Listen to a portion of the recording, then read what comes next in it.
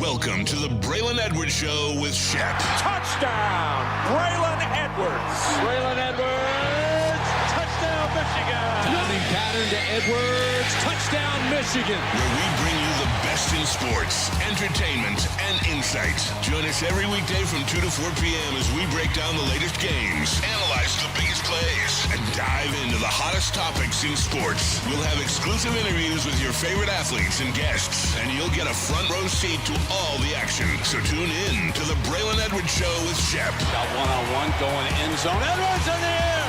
Oh, what a catch by Braylon Edwards.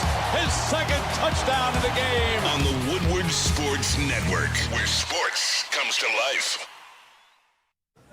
He is as sharp as always. Braylon Edwards is here. He's got the English D on. Kool-Aid is with us. He's got the Lion shirt on. Ryan is with us. He's got the Central Michigan colors to a certain extent. I got North Face CMU shorts. But We can't see those shorts. Here's the thing, though. Was it the 5-inch seams? Central has too many colors, Ryan. What? They do. Just love who you are. Be who you are. You don't need to be any. Like, I remember, was it 2 years ago? They had the mustard and ketchup uniforms that looked absolutely disgusting. But who are they then, Shep? Exactly. That's the next question. Exactly. I mean, they should go back to the old helmets. They should have the burgundy and the gold, and that's fine, and leave it that way. Either way, Ryan is with us. We're glad you're with us here on the Braylon Edwards Show on Woodward Sports, Monday through Friday, 2 till 4. So this is why the Detroit D had to get pulled out. And shout out, you see the back. You know, you can guess who it is.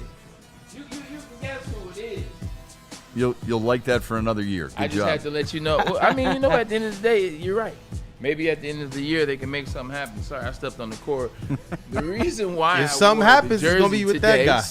Scoobles, to let you guys know, is one, I'm still with the Detroit Tigers. I'm still with my team. I'm still with my squad. I know that we'll get to the postseason and we'll make something happen. So that's number one. But number two, I wore my Jets stuff yesterday, okay? Really sharp. One, and I appreciate that. Shep, do me a favor. Tell me, I got traded from the Cleveland Browns in 2009 to which team?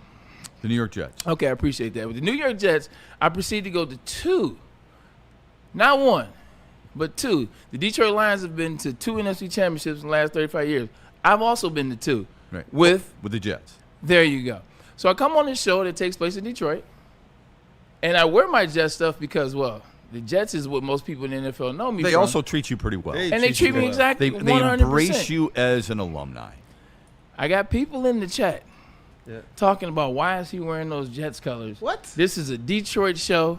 This is all about the Detroit teams. Appreciate you. I'm going to tell you like this. Look, I love the Detroit Lions, and I represent the Detroit Lions for the city of Detroit and you guys, but the Detroit Lions never put any money into my pocket. I never played for the Detroit Lions. I never caught a pass. I would have liked to, even though they were bad at the time. I still would have liked to, but it never happened. That is the biggest hypocrisy when people are complaining about you wearing something else. There are people who are in this town who are not from Detroit, calling games, playing for teams, wearing other outfits. Give me Shep. Don't even start, okay? Hammerback Knock Shep. it off, all right? Judas Priest, it's unbelievable. There we go. It really is. It's like, hey, man, I love this guy on the radio. And what are you doing? Where's he from? Stop it. Get off it, all right? Got a problem with that. My God, man. When the NFL draft came to our city, I'm glad you took the segment over. Shep's that guy. I was going to say, Bray, real quick. When the NFL draft came to your city, who put you on the stage, Bray?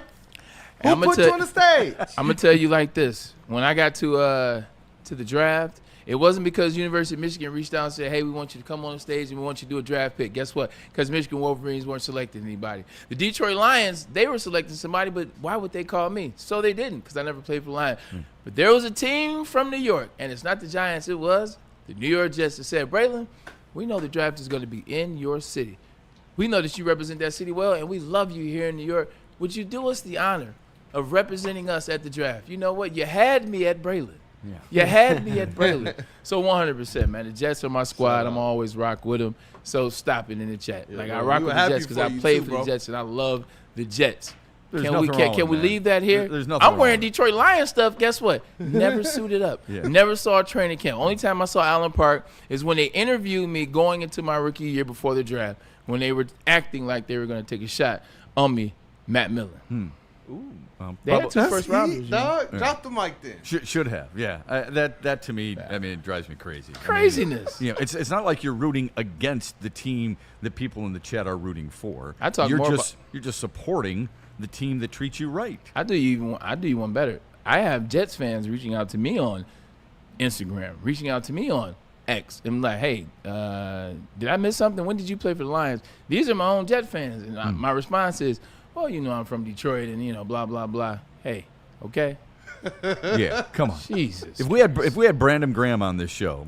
He's not wearing a Detroit Lions jersey. No, he's wearing a Philadelphia Eagles, and I wouldn't blame him. Rightfully so. Okay. 2 of those things in 3 appearances. Yeah. If you had played for the Lions and you were for an extended period of time, and I'm not talking about here's a cup of coffee, this is one season, my name's Chris Durham, and you're out. 5-6 years, and then everything else was less than 2. I'm talking about, if you play for an extended period of time and you rock the Jets gear, it might bother some people, and justifiably and so. Fair. Yeah. And fair. But you didn't. No.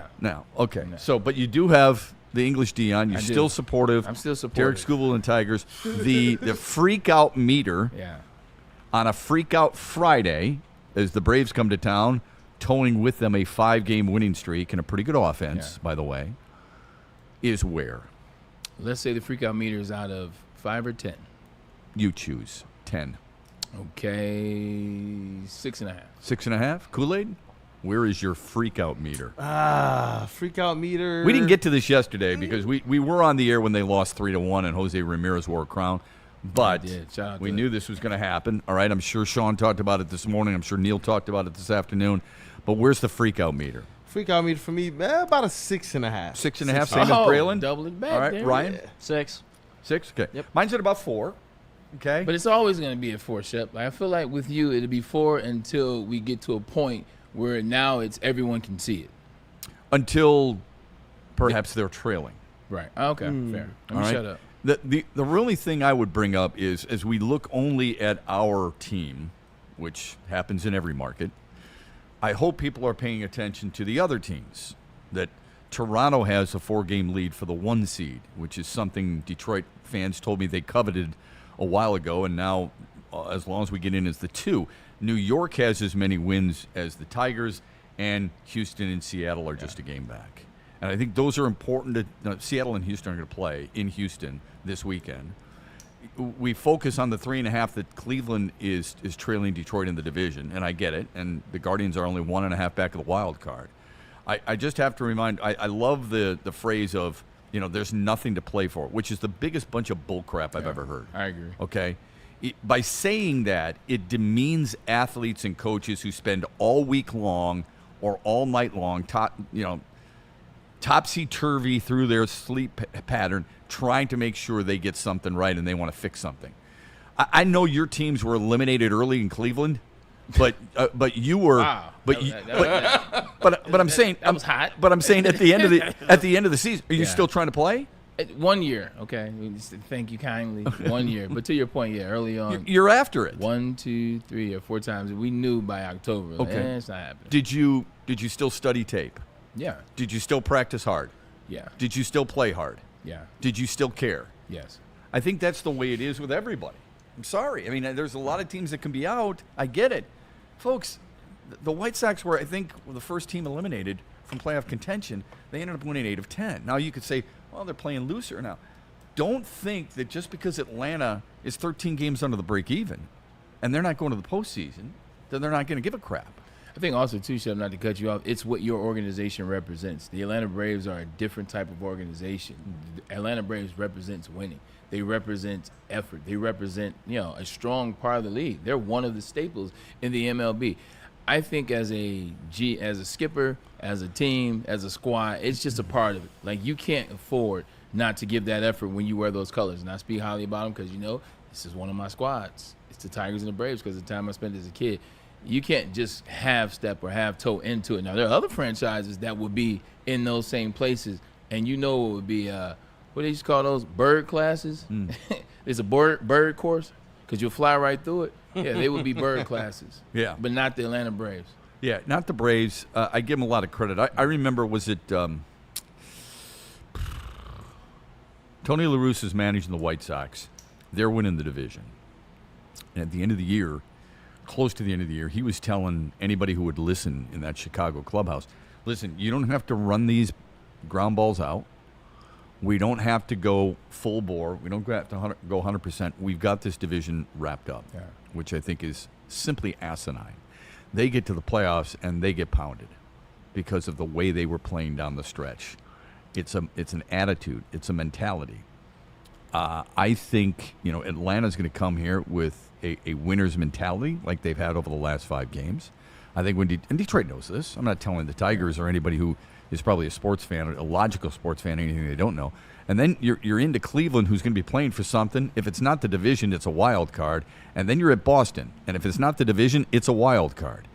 This should energize you. If you're a member of the Detroit Tigers organization, this should energize you because there are big games to be played. Now, that makes us uncomfortable, for sure, because you feel like this should have been wrapped up. They had a 15.5 game lead at one point. Yeah. Start of the month, they were 10.5 free of Cleveland, and now look at it. It's ridiculous. But the good news about baseball is you can always turn it around, with a series.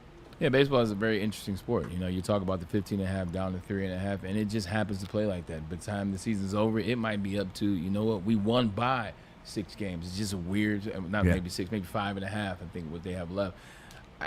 It just begs one to differ. And I keep going back to it. You see how they played down the last, since the All-Star break.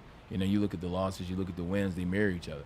Yeah. In fact, I want to say they're now behind in terms of what the schedule is. It just, everything not happening at the right time, like you said yesterday, it just begs one to question, like, what are we going to be once the postseason starts? And now, depending on what happens, do you lose that home field advantage, which you said doesn't matter 100%. If you can play, you can play. But for a team like the Tigers, I think the home field advantage could help them. I think it's really, I believe that, but I think it's really important to get the bye more than anything else. Yeah. You'd like to avoid one of those wild card teams. If Seattle's a wild card team, I don't care how you've played against them during the regular season. Things change, all right? And I think the Mariners are a dangerous team. John Vanderwall played for the Tigers. He's a friend of mine. He tweeted this out. The collapse train is gaining steam. Now the Red Hot Braves roll into town. As a player on the other side, when you've got nothing to play for, facing a scuffling playoff contender becomes your playoff series. The intensity rises. It's fun to take them down. This train's tough to stop. The Tigers need crooked numbers early and often if they want to derail it. Go Tigers. Do you believe that as a player, as an athlete yourself, do you believe that that can be your, in this case, playoff series, and sometimes your cases, your Super Bowl, knocking off a team that is close to clinching a playoff spot? Yeah, it can be. And you set it up, you say, if we can prevent this team from doing this, it feels good. In 2003, when I was at the University of Michigan, Ohio State came in. Ohio State was number 2 in the country. They beat us at Michigan at the Big House. They beat us. They go back-to-back national championships, and they go against, is it USC or whoever won that year, LSU. We were like, we can stop them from going to national championship. This meant more to winning, I guess, the next game because we lost to USC.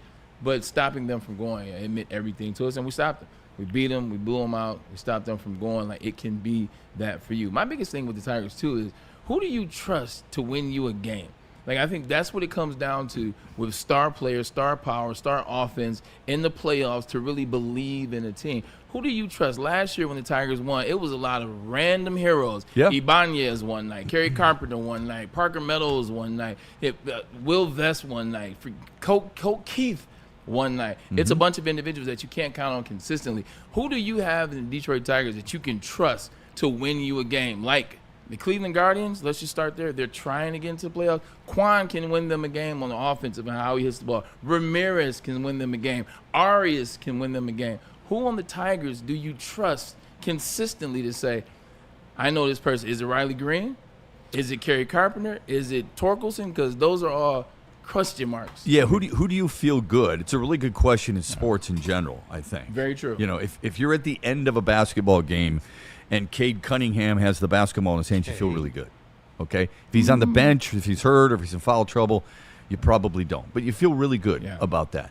If the Lions are marching and they throw it towards Amon-Ra St. Brown, you feel Gucci. great. Gucci. Right, absolutely. Okay, if Lucas or Amon is out there with a man advantage in the waning moments, you feel like he's going to bury one. He's with Larkin. He's with Kane. He's with DeBrincat. You feel really good. With the Tigers, now I know the numbers post All-Star break would say otherwise. Right. But I believe in Riley Green. I know people are like, oh, my God, he strikes out so much. I know. He has deficiencies. There is no question about that. I'm not suggesting he's the perfect player. Please don't think that I'm confusing him with the splendid splinter. I'm not. There are certain guys I trust in certain situations, and I bet you there's a lot of people who trust maybe Kerry Carpenter, and that's about it. I tell you one guy who's gaining a lot of steam in that regard, I think, from Tigers fans, and that's Dylan Dingler. I think there's a lot of people who like him, not just behind the plate, but also at the plate in a big-time situation. Yeah, 100%. Dylan Dingler has been coming along all season long. Even though he's a Buckeye. It's all good. Only Buckeye. Once you leave college ranks, to me, like if you're in a space where I can support you, I will. I played with Nick Mangold and Santonio Holmes. Both those guys beat me, and both those guys won national championships. But when they're my teammates, hey, look, there's nobody I love more. So I like what Dylan Dingler has done. But you look at the OPSs of the superstars. When I say superstars, I mean the stars for our team that made the All-Star game. You look at their OPSs, like 2 of those guys are under, actually 3 of the 4 are under the average for the MLB. Yeah. And these are your stars. These are the ones that made the All-Star game for you, deservingly so. Now 3 of the 4, and then one of them, which is Riley, is at 704, which is not anything necessary to write home about. No. Things like those are real concerns. Yeah, I think Or real questions, not concerns, real questions. No, I think you're right. I think you're 100% right. I think the real hard thing for Tigers fans to wrap their head around, and there's that old cliche, the game's not played on paper. Yeah, you're right. Which is obvious. I still think everybody thinks the Tigers have the better roster, and I truly believe that, than Cleveland. How does Cleveland win when Bo Naylor and Austin Hedges are your catchers, and both of them can't hit their way out of a high school lineup? Their numbers are awful, right? True. You bring up Arias, and I get it because he was big. Dude's batting 2 1/4, has 11 bombs. That's it. There's 2 guys on Cleveland who you really trust, but those 2 guys are amongst the best at what they do in all of baseball. Yeah. And I think the Tigers are wondering, where is our guy who fits that same bill? You know what I mean by that, other than Skubal? Yeah. That's what they're thinking. 100%. So, and as I've mentioned numerous times here, all it takes is for either Skubal to have a bad night or the opposing pitcher to be his equal. And we need to remember this. When you hit the postseason, everybody can pitch. In baseball, it just doesn't happen during the regular season. Your all the ace time. is an ace. It's an ace against ace. Ace is an ace. Did anybody watch Max Fried last night? I know we were watching football. Yeah, I watched. Dude was unbelievable. 13 punch-outs. Yeah. Okay. Under 90 pitches through 7. And he still had 13 punchies. Yeah. Okay. Now, I know it's Baltimore. Baltimore's got more talent than Cleveland does. Yeah. Tarek Skubal throws 102 pitches through 6 innings with 9 punchies. I don't buy that because that's like saying, I know it was the Chicago Bears. No, 52 is 52. Amen. 13 punches is 13 punches. Right. Respect. Yeah. Respect. So when you match up against the Yankees, would you give the Tigers the advantage? Yes, because of the regular season. Yes, because of the postseason history. But when you got Max Fried against Tarek Skubal, Max Fried's nasty. Yeah. He's got legitimate stuff. He's won 18 games. I mean, he's a guy who you could possibly see as a challenger to Skubal for the American League Cy Young. So I don't take anything for granted when it comes to this stuff, and that's why another reason why I think it's really important that this team get a bye, get at least the 2 seed, and see where they go from there. Let's hope they do well this weekend against the Atlanta Braves. All right. We were talking with our crew before the start, and we should say a happy birthday to Spenny. Please. Happy birthday to him. Thank you. Spin dog. That's awesome. And Spin more racks. And, we always talk about our Woodward Sports Network family, but it kind of extends a little bit. There's a lovely lady who brings us water every day and made a cake last night after she got home from a wedding, which I can't figure out. A wedding on a Thursday night. Yeah, Isn't that odd? odd, yes. I don't think I've ever heard of that. But somebody got married. Whenever I hear the odd days, always the first thing that comes to mind on wedding anyway is money. That's exactly what I was thinking. So whenever you hear the odd days, it's like, somebody was smart. Somebody's saving some money. Somebody's smart. Because you know what they're doing? They're saving money on the venue. 100%. And they're saving money on the food. open bar. Oh, the drinks. Okay. So food and beverage. Yeah, food and beverage. Yeah. So if you're going to the bar and you're getting hammered on a Thursday night, maybe you took Friday off. But if you got to wake up the next day, you might have one or two. Somebody's saving some money. Anyway, she went and she said, you know what? I've got to make a cake for Spenny because it's his birthday tomorrow. Shout out to Lydia. So roughly 1 o'clock in the morning, Lydia's in her kitchen making a cake. Yeah. And by the way, the cake is fantastic. Yeah. I mean, it's really good. You guys were wearing it out. I had a little bit of a shrimp salad, but I will have a slice after the show. You know, it's okay. If there is one left. Because she cut it all up. And I put myself one to the side. Did you? I'm smart. Oh, you're smart. Okay, I got you. You know who else is smart? It's Ben Johnson. Ben Johnson's really smart. It's Ben Johnson Law, man. Yeah. Check this out. Corporations, the government, even your insurance company, they will do whatever they can to minimize their liability and withhold your compensation. Look, you work hard for your money. You work hard for that bread. You need that whenever you need it, and you don't need anybody to withhold that for you. So let Ben Johnson make sure that you are covered. So when something goes wrong, make sure, like I said, he's your first call, not the second, not the third. Don't call your husband first. Don't call your wife first. Don't call your mom. Don't call your dad. Don't call your brother. Don't call your sister. You're gonna call Ben Johnson Law because they're gonna get you together and get you a fight that you deserve. Let him be in your corner. Contact Ben Johnson Law today at VinFights.com. You want to watch the Tigers game like Braylon's going to be watching the Tigers game this weekend? You want to watch college football like everybody's going to be watching college football? Unless maybe Michigan State a little late at night, right? 11 o'clock, ridiculous. A lot of NFL action. Ryder Cup is coming up at the end of the month. You're going to want to watch that. Where do you go? You go to a place that has 80 TVs. 80 TVs? 80 TVs. Thank you, Kool-Aid. You go to a place that's got all kinds of beer for you to try. 22 different kinds of beer on tap. That is Art and Jake's Sports Bar and Grill. And on top of all that, I know you're thinking, how can it get any better than that, Shep? Here's how it gets better. They've got specials for drinks and food, like Mondays, fajitas, or it's rib nights. I'm sorry, that's also good. I got it mixed up. Rib night on Mondays, fajitas and margaritas on Wednesdays. They've got all kinds of great specials for you at Art and Jake Sports Bar and Grill. All right? So check them out. Download their app, Art and Jake's app, and join AJ's fan club and make every game day a winning day. Every Sunday, there's only one place to get all your kneecapping, hard-hitting Detroit Lions coverage. Start your Sunday with the Lions Weekly Report with Broder and Terry Foster. Then, the Lions pregame show with Neil Rule and Sean Baligian. At kickoff, keep it locked in for all the emotions of the game with a live watch party with the heavyweights. Then, recap the game with the Lions postgame show with Anson. Game days, there's no other place to be than Woodward Sports. Live all game day. Go Lions. Big injuries, big news. Twice a week, Dr. Jeff Pierce from Michigan Sports and Spine joins Woodward Sports Network for the Injury Insider Report. Big D Energy Tuesdays at noon. Braylon Edwards and Shaq Thursdays at 3:30. Get expert analysis and in-depth breakdowns on the latest sports injuries from the man trusted by top athletes in the community, like D-Mac. Whether it's the Lions, Pistons, Tigers, or Red Wings, Dr. Pierce talks us through it all. Don't miss the Injury Insider Report with Dr. Jeff Pierce, your go-to source for understanding the impact of injuries on the games and players we love. Only on Woodward Sports Network. Scan the QR code on the screen or go to MichiganSportsandSpine.com to see if Dr. Jeff Pierce can help you. Walk into any Lady Jane's Haircuts for Men today. Open 7 days a week. Sit back, relax, and enjoy precision haircut, scalp massage, hot leather neck shave, and hot towel treatment from one of our talented stylists. Step up your game this season and take advantage of our $20 haircut special. Scan the QR code and get your coupon today. Lady Jane's Haircuts for Men, the ultimate haircut experience. Open 7 days a week. Walk-ins always welcome. Lady Jane's Haircuts for Men, it's wicked awesome.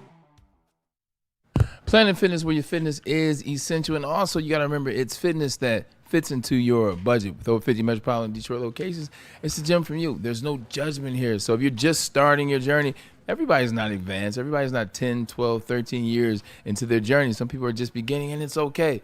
Here at Planet Fitness, we don't judge you. And in fact, we help you along the way. We have trainers with every membership that you get. Gyms are squeaky clean. And then the personals, the peoples, everyone there, it's a vibe. It's a good time. Planet Fitness, you should check it out because your fitness is always essential. Really good weekend for you to enjoy a lot of football. And the beauty is it's going to carry over. So you maybe have a high school football game tonight. Braylon, Key. Ooh, Catholic Central, Orchard Lake St. Mary's. There you go. Saturday, all kinds of college football, deep into the night. Sunday, the NFL. Monday, the NFL with your Detroit Lions. How are you going to celebrate it? How are you going to relax? Sun Cruiser Vodka Iced Tea is the real deal. Just 100 calories, 4.5% alcohol. It's a great way to relax. It's a great way to enjoy football. It's a great way to enjoy friends and sports in general. It's Sun Cruiser Vodka Iced Tea. That's the way to go. It doesn't fill you up, and it keeps you happy. This season, let the good times cruise with Sun Cruiser and Woodward Sports, and please drink responsibly. And we back. Let's get to the Super Chats. I've got, Kool-Aid's always reminding me, and he's doing a really good job of it.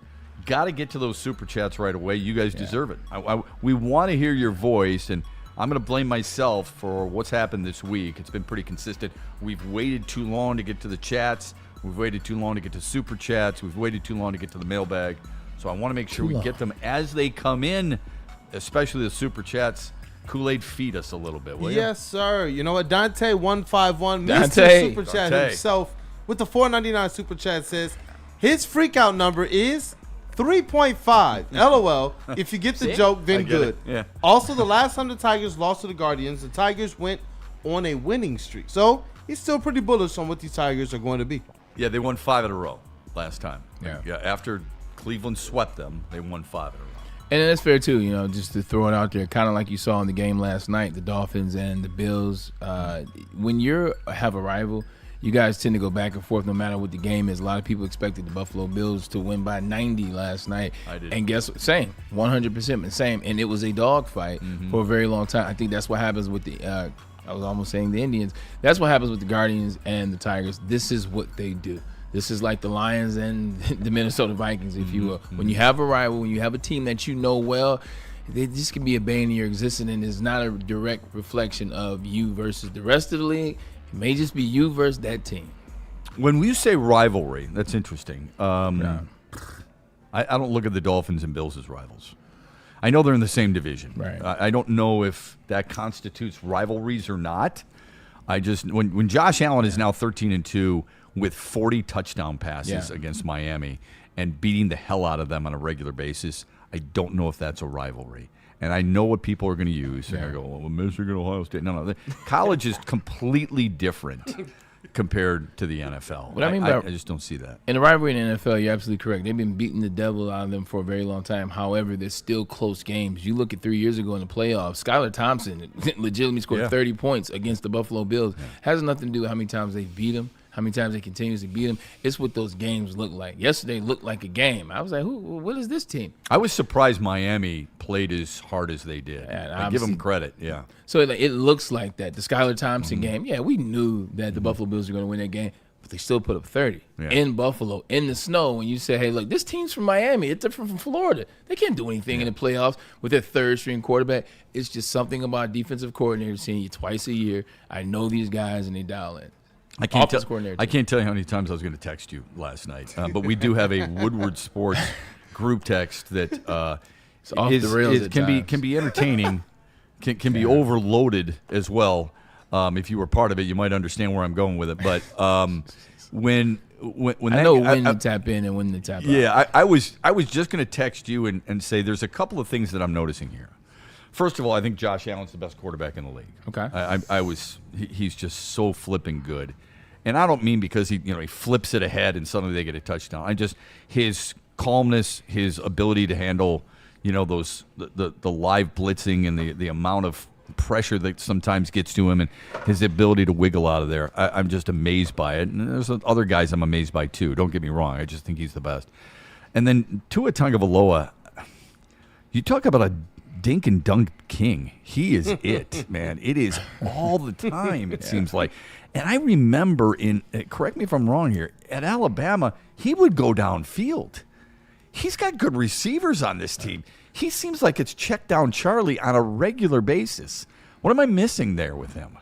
I think there's twofold. I think there's a little bit to it. I think it's a lot of Mike McDaniels. What happens is once an NFL team, once NFL has your blueprint, once they know what that offense is, they're able to make adjustments. When they first came out with this 3 years ago, they put 70 on the Denver Broncos. And you're like, wow, this is a new offense. This is a new thing. They have Tyreek Hill, Jalen Waddle, Raheem Mostert, David Etchen. They had all these guys that ran 4-3. So you come out with this different offense and you catch people off guard. You have to maintain that, though. Like the great offensive coordinators, they're able to take what Mike McDaniel did and keep getting better, whether you're Kevin O'Connell, whether you're Sean McVay, whether you're Ben Johnson, whether you like it or not, whether you're Ben Johnson, you can take what you are good at and get better and continue that success. I think Mike McDaniel, the script's out. And I don't think he's been able to create offenses and have success from that. And you put Tua in situations, we know what Tua is. When you had that type of success, when you were creating those motions, when you had that CFL-looking type offense and things of that nature, and there was so much speed and you had so many rapid movements in backfield, and you were switching guys out every 2 players in the backfield, that keeps teams off balance. It keeps them out of their comfort zone. Now, the backfield doesn't look as good, even though Devin Etchen is a really good guy. They don't run the ball the same they did. They used to run between the middle of the tackles as well. Like Tyreek Hill, it used to not look forced when they got him down the field. Now it looks forced. Now every time they throw the ball down the field to him, it's 2 guys. He's got to jump over. I'm sorry. I've seen him make some plays as a smaller wide receiver, being able to jump up, vertical hands. You can't do that every time with a wide receiver that's 5'9". Like, that's just not sustainable. Jalen Waddle disappears for 2, 3, 4 games at a time. They have no tight end presence. I don't know how Mike Gesicki didn't work down there 3 years ago. Mike Gesicki's a damn good tight end. He's pretty good for Cincy. He would have fit that. They don't have tight end play. And I think that's what's starting to kill them. That's what's starting to affect them. And Mike McDaniel, when you see him at the podium, when you see him after games, his rhetoric, he looks like an individual that it's been over. The game last week, not this one. Yeah. The game last week, this game makes – I don't know how this happened after that game because they started off well. He legitimately says in the presser, he says this. He says, well, to win games, you go out there and win games, and that's how you win games. Like, what? I know. What is this? What's he smoking? I know. I don't think he's smoking anything. I think the experiment I think the experiment that worked for them in that favor in the beginning is now not working for them. Dude, I'm so uncomfortable when he's at the podium. I'm really uncomfortable. You can tell that that's what I wanted to text you last night, okay? But it was probably early this morning. I am uncomfortable with him at the podium. I can't imagine him addressing the team. I'm picturing you in your sweats, tapping out, okay, looking at him while he's trying to motivate you, and you going, man, what time is practice? Okay, Dante 151. No, not even practice. What time is it over? Yeah, what so I can get home. One of the biggest things, and this is once again, when I say things, this is my own opinion. This is what I'm drawing from it. This is nothing I read, so this is not hard news. He had an alcohol problem. He did. He had an alcohol problem before he became a head coach. Before he had an alcohol problem that he got corrected. He took the steps. He did all the things, and now he's sober. He looks like a guy at the microphone that wants a drink. Like, he looks like a guy that's at the microphone like, damn, I wish the only way to solve this problem is that. His team makes a lot of Dolphins fans want to drink. 100%, but it looks like there's more. Like, he doesn't just look like a quarterback. We've seen Dan at the podium year 1, year 2, where you're like, man, things are tough. But Dan just had the coach speak. He's got the hat. Well, guys, it's like, that's Dan. It's like a coach. You feel like it's real with him. Yes. Like, Mike McDaniel feels like he's a second away from a bender. Yeah. He's a second away from a bender. I'm not trying to be a butthole, but yeah, no, and he feels like it's almost I need a teleprompter. Something crazy is coming behind all these losses is what it feels like. It feels like 2, 3, 4 more losses, it might not just be a coach that gets fired. It doesn't help him at all when, and this is unfair, but I'm going to say it anyway. When you're wearing those tight pants that hug your ankles, what are they called? Okay, joggers. The joggers. The joggers. It just, God Almighty, look like a football coach. Look like a dude, and you might be able to get away with it every once in a while. He don't look like a dude though. Like he's 5. He's all of 5'6". Okay, Julian Edelman's 5'6". That dude. But he's a football dude. Yeah, this guy's supposed to be a football dude. He's an analyst. That's a football coach. Yeah. Mike McDaniels looks like me rolling into class after a Tuesday night going out on $2 Tuesday. That's what Mike McDaniel looks and like. you went to the Fair. wayside. Yeah. And struck No, out. not that place. Difference is you look like you pump a little iron. You know what it is? So anytime I see this, I mean, and this is not, look, a regurgitated guy who We clearly didn't don't work like out. Mike McDaniel on this show. Well, Clearly. no, It's just- look, I don't even know the I'm guy. It's joking. probably unfair. This is not a regurgitated guy where you're like, okay, Mike McCarthy didn't work out in Dallas, or whatever. I want to know how he walked into the interview process, and somebody sat down and like, after he left, I think we got our guy. That's what I want to know. How do you look at that and go, hey man, Kool-Aid, you good? Okay, Braylon, good. Okay, Ryan, good. Can somebody drop the Kathy? Can we drop the contract, please? This is how he got the job. This is how he got the job. Excuse me, God. Do you remember what happened at the time with the Dolphins? And their current head coach at the time was Brian Flores. Yeah. All that BS was going on with Flores and Stephen Ross and Tom Brady. So now, boom, Brian Flores, he's fired. You're looking for a new coach. Everybody wants to get a coach off of a tree. You want to get a coach off the offensive tree. Unless it's the Belichick for a 100%. 100%. You want to get the next genius. Well, all the Sean McVay, it was, we can't get any of these guys. But here's an offensive coordinator with the 49ers who's under Kyle Shanahan. Hire that guy. Don't care about the other stuff. Don't care about any of it. Hire that guy. He's the next one. This is going to be our guy. They hire him, and this is what you have. Mike McDaniel, once this project does not work, will never get another head coaching job in the NFL. But he will get an offensive coordinator job. And deservingly so. Everybody can't be a head coach. That's right. Everybody can't do that. You can be really great in the coordinator 100%. space. He just may not be one of those guys that he quit. I told you my Romeo Cornell situation. Yeah. He's an amazing defensive mind. Yeah. Jim Schwartz. Jim He's still Schwartz, doing it. Jim Schwartz is a great example because he's a really good defensive coordinator. Yeah. Right? Steve Spagnuolo is a good example. Okay? He's just not a head coach. And sometimes Vic. Who's that? Vic Fangio. Yeah, Vic Fangio. Right. Some people just dialed into this is what I'm going to do. And usually on the defensive side of the ball, I'm not making a stereotype. I'm telling you the truth. Yeah. Usually on the defensive side, Dick LeBeau coached after playing for the Lions in the 40s. Yeah. Dick LeBeau coached for 60 years. Yes. Because I love defense. I love being a coordinator. I understand this aspect, and I can be great at this. Some people need to stick to being great at that. And those guys who do, Phil Parker is another really good example, collegiate level. That's Josh McDaniels, not a fan at all, okay?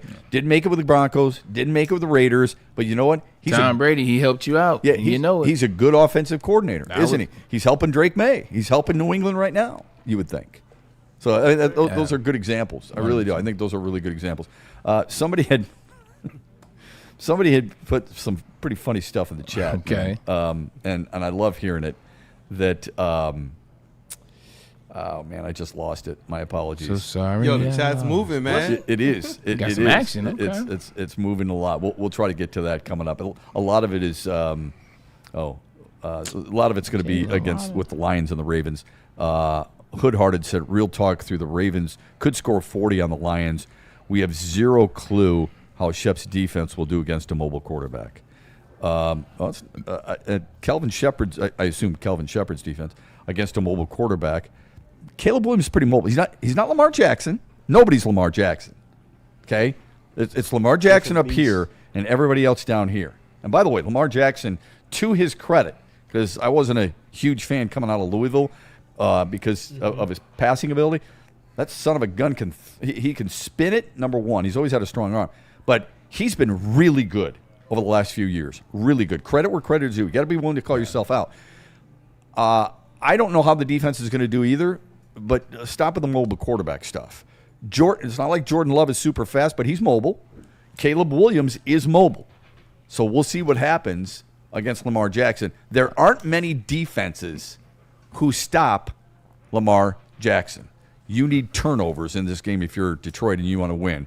We'll get more into that in a little bit. I'm going to say two things. I'm going to say thing one, Lamar Jackson, exactly what you said, is not a mobile quarterback. He is way above that. Yeah. Like, he is a different type of breed. You cannot prepare for him in terms of mobile quarterback. It's not about, we'll do this and we'll go out here and then we'll spot. No. Him, Josh Allen, Mike Vick, like these type, Jaden Daniels last season, these type of quarterbacks are very different. And they also, especially the last two, they can pass the ball as well. So it's not just a mobile quarterback. First of all, he's elite. Now, Shep, Don't you dare mention Caleb Williams and Jordan Love when you talk about mobile quarterbacks in the grand scheme comparing to Lamar Jackson. But I didn't say they were Lamar Jackson. Don't tell me they're not mobile. Caleb Williams is mobile. Understood. But then you mentioned two guys you didn't have no business mentioning because Lamar Jackson. If Lamar Jackson and Josh Allen are here. That's what I said. Yeah, they're way up here. But then you mentioned two mobile ones. They're not. But they are mobile. But they're playing Lamar. So it has nothing to do with what Caleb and what they are. Lamar's different. But the chat was, how are they going to handle a mobile quarterback? Not how they're going to handle Lamar Jackson. We haven't seen what Shep's defense, not me, what Kelvin Shepard's defense can do against a mobile quarterback. All I'm saying is they have faced, and I don't think Jordan Love is super mobile. I think there's a little misnomer when it comes to quarterbacks. Running quarterbacks, Josh Allen, Lamar Jackson, Jalen Hurts. Those guys are running quarterbacks. Mobile quarterbacks are a little different. You have the ability to get outside the pocket if so needed. Yeah. Patrick Mahomes obviously is. Justin Herbert in that case falls into a mobile quarterback. I think he's a mobile quarterback, but I don't think he's a running quarterback. No. I think there are two different things. Yeah. I think Caleb Williams is a running quarterback, not as good as those names we just mentioned. Fair. And I think Jordan Love is a mobile quarterback, but not a running quarterback. Is that a fair assessment? 100%. The running quarterback can run just as good as he can pass, and so the mobile quarterback looks to pass, and if he can run, if he has to run, he will run. Lamar Jackson, Josh Allen, Pat Mahomes, those guys scare the crap out of DCs because Jalen, because although Jalen is not as good a passer as those other ones. Fair. But those guys scare the crap out of DCs because they can do both and they are so unpredictable. Last night you saw Miami's defense. Josh Allen didn't throw for a lot of yards, 215 yards. He didn't run for a lot. He didn't run for a lot. Guess what? Lamar Jackson last week, he only threw for 214 yards. Threw for 2 touchdowns, ran for 2 touchdowns. Keeps DCs up at night because of their doability. Yeah, here's a little something about Lamar Jackson in those 24-2 games that he is over the NFC. Yeah. In those games, 14 of those games, he has 50 or more yards rushing in those games. He's 37-7 in those games as well. 37 touchdowns, 7 interceptions. Wow. It's just he understands. When you see me once every 3-4 years, you don't know who the hell I am. And that's what Baltimore plays. And how do you practice against it? They don't have anybody to practice against it. Legitimately, the Detroit Lions will have to have Jameson Williams be the quarterback in scout team this week to emulate what Lamar Jackson. Y'all laughing. That's the truth. Like, that's what they will have to do to emulate what Lamar Jackson is. It's tough, and that he's gotten this better at passing. His passing efficiency. I told you yesterday, the QBR, he's now tied Aaron Rodgers for the best all time in terms of QBR. He can pass. He's been beating people with the pass. Yeah, I know. I think he's got for like the last 2 years. I think he's got 71 touchdowns and 11 picks over the last few years. Yeah, 1,200 more yards than Josh Allen last year too. That's incredible. It really is. And that's why I wound up chuckling when you said we're going to have to put J-Mo out there, because the last thing I remember about him passing is an interception, whereas Lamar Jackson is so much more a high IQ player. The same ways that I do believe the IQ is something underrated when people talk about who Jared Goff is as a quarterback, I think that that's the same thing with Lamar Jackson too. He's a very good passer who will pick apart your defense, and where he sees the seams and the creases and the openings possible to run through your defense, he will do that too. And the thing is, we just haven't seen him broken either. That's the thing as well. Lamar Jackson, he just hasn't gotten broken yet. And that's the thing. He's someone cut from that same identity that we've heard Dan Campbell say his Detroit Lions will be. And I appreciate that comment because that's where I was going. So I'll just piggyback off of what my guy Kool-Aid said because it was a genius comment. It's the adversity that he's dealt with. When you look at guys like Lamar Jackson and all they dealt with starting at Louisville, what you can't do, who you're not going to be. Oh, you can't. What? You're not going to start. You can't win the Heisman. Yeah, I'll do it in year 2. And I'll come back and have better numbers in year 3 and really could have won the Heisman. And that his junior year was better than the sophomore year. It's typically how it happens. But then you can't get drafted in the top 10. You're not that good. You won't be a quarterback. Here's 32, and here's what he's doing later. Same with Josh Allen. Yeah. You can't be this guy. Yeah, nobody believed in Josh Allen coming out of Wyoming. But that's what I'm saying. That's what makes them so difficult because it's what Kool-Aid said. They find ways to overcome and keep going and winning. Jalen Hurts. Yeah. Those guys, they just find ways. To a certain extent, Pat Mahomes. 100%. That's what it was out on Pat Mahomes in terms of the scouting report. It's like, he makes plays, but too much hero ball is not the guy that you want to draft. That's what was out on him, and that's why he went 13. Yeah. Yeah, 100%. So I think you find that's I love that about athletics and sports in general. I love it because you find so many of those stories where certain people don't believe in others. Jared Goff. And those people, yeah. And Add you him know to what? the equation. They use that as inspiration. I'm not saying that they put it at their locker every single time, but they use it as inspiration. And some people do. Jalen Hurts. Yeah, it's great. I mean, I've said the story ad nauseum. Whit Merrifield did that. You know, people just didn't. There's people who didn't believe in him, and he's just like, you know what? I'm going to prove you wrong. And by golly, he did, man. And I think I love those stories. I do. I think it's awesome, and I love the way that they affect others and they inspire others. That's what it's really all about. Speaking of inspiration, Les Stanford will inspire you with some really good deals going on right now on their lot. The inventory is massive, right? Take a look at this, okay? 2025 Hummer EV SUT. It's only $599 a month plus tax. The 2025 Lyric SUV lease special, $499 a month. The 2025 Equinox lease special, just $229 a month. The deals can keep going. They've got a laundry list of this stuff that we could tell you all about and for you to take advantage of. But you can see it for yourself right there on their website, lesstanford.com. Check them out today. If you're in need of a new Buick or GMC, there's no better place to go than Les Stanford. And once you pick up their car, Les Stanford, bring it over to Jack's Car Wash where you'll get the best quality wash in the state, maybe even the country, dare I say. Look, text WSN to 888-522-1729. Again, that's WSN to 888-522-1729. The best car wash in the state. You know all the gimmicks. You know all the gadgets. That's what they have. They want you free vacuum cleaners, free compressed air, free matte cleaning services. They're going to get your car nice and sparkling clean for the weekend. It's going to be a long weekend. It's going to be a fun weekend. University of Michigan's going to be in Nebraska. And you're going to have a clean car wash from Jack's Car Wash. Pull up. And also, don't forget about the unlimited plan. $29.99. They get your car washes all month long, just for the low price, $29.99. Pull up to Jack's Car Wash today. Tell them Woodward Sports sent you. Planet Fitness now has even more best-in-class strength equipment. Join today for $1 down and save. We're stepping it up. We're not slowing down. Finding new face, new focus. Love that new equipment smell. So, you in? Join the club today. Save when you join for just $1 down, $15 a month. Planet Fitness. We're all strong on this planet.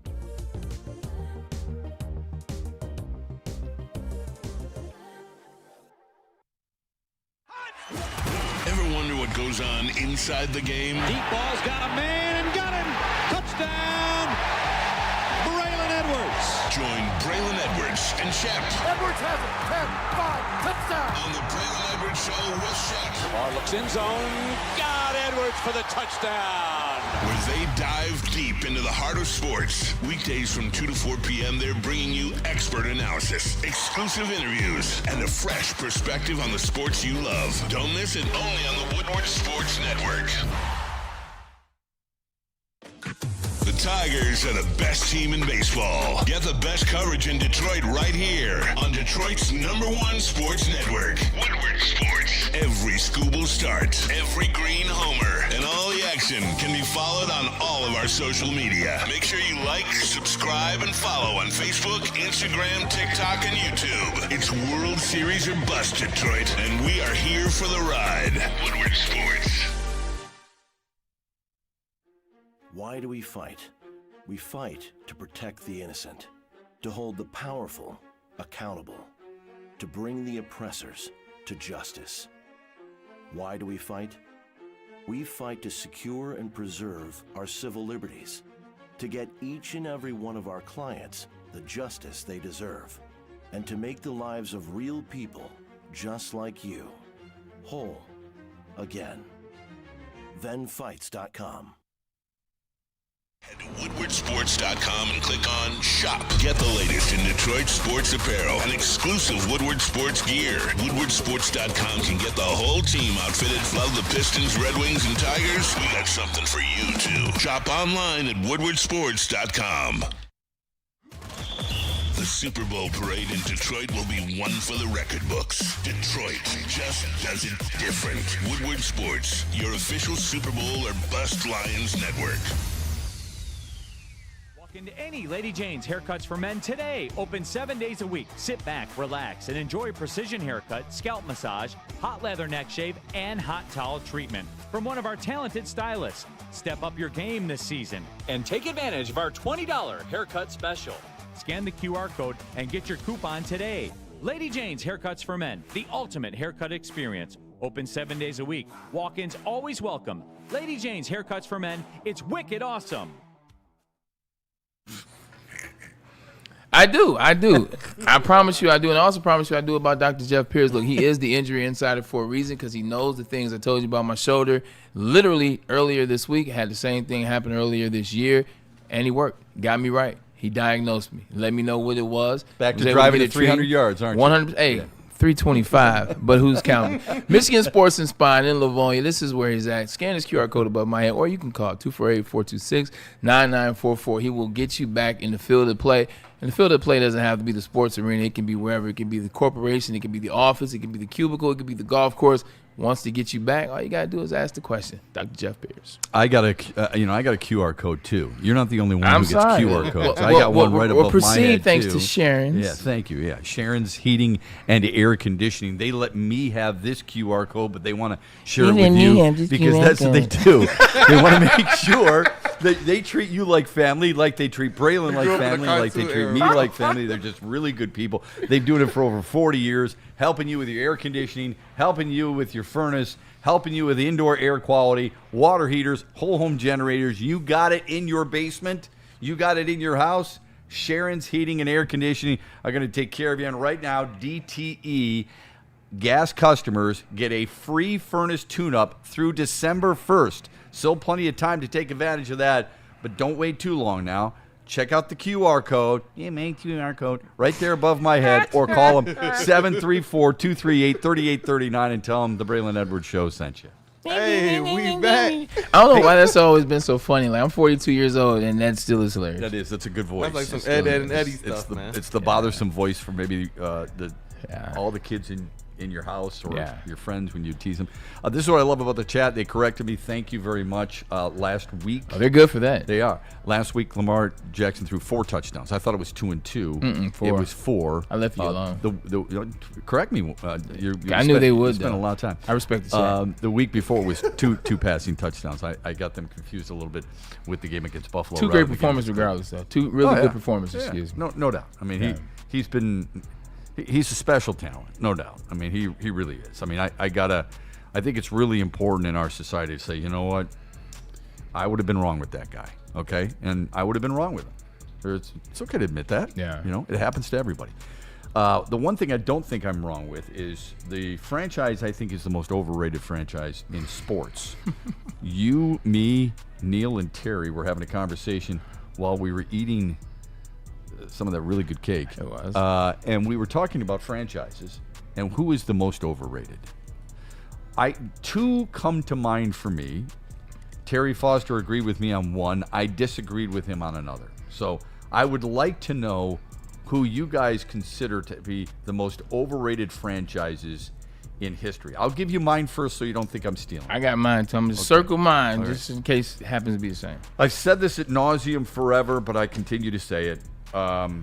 This is a team that's last championship was 1973. It's the New York Knicks. I think they're the most. That's a good one. I think they're the most overrated franchise in sports. Yeah. Now, there are certain Joe Hollywood would go crazy, but he's not here, and I would still reiterate it.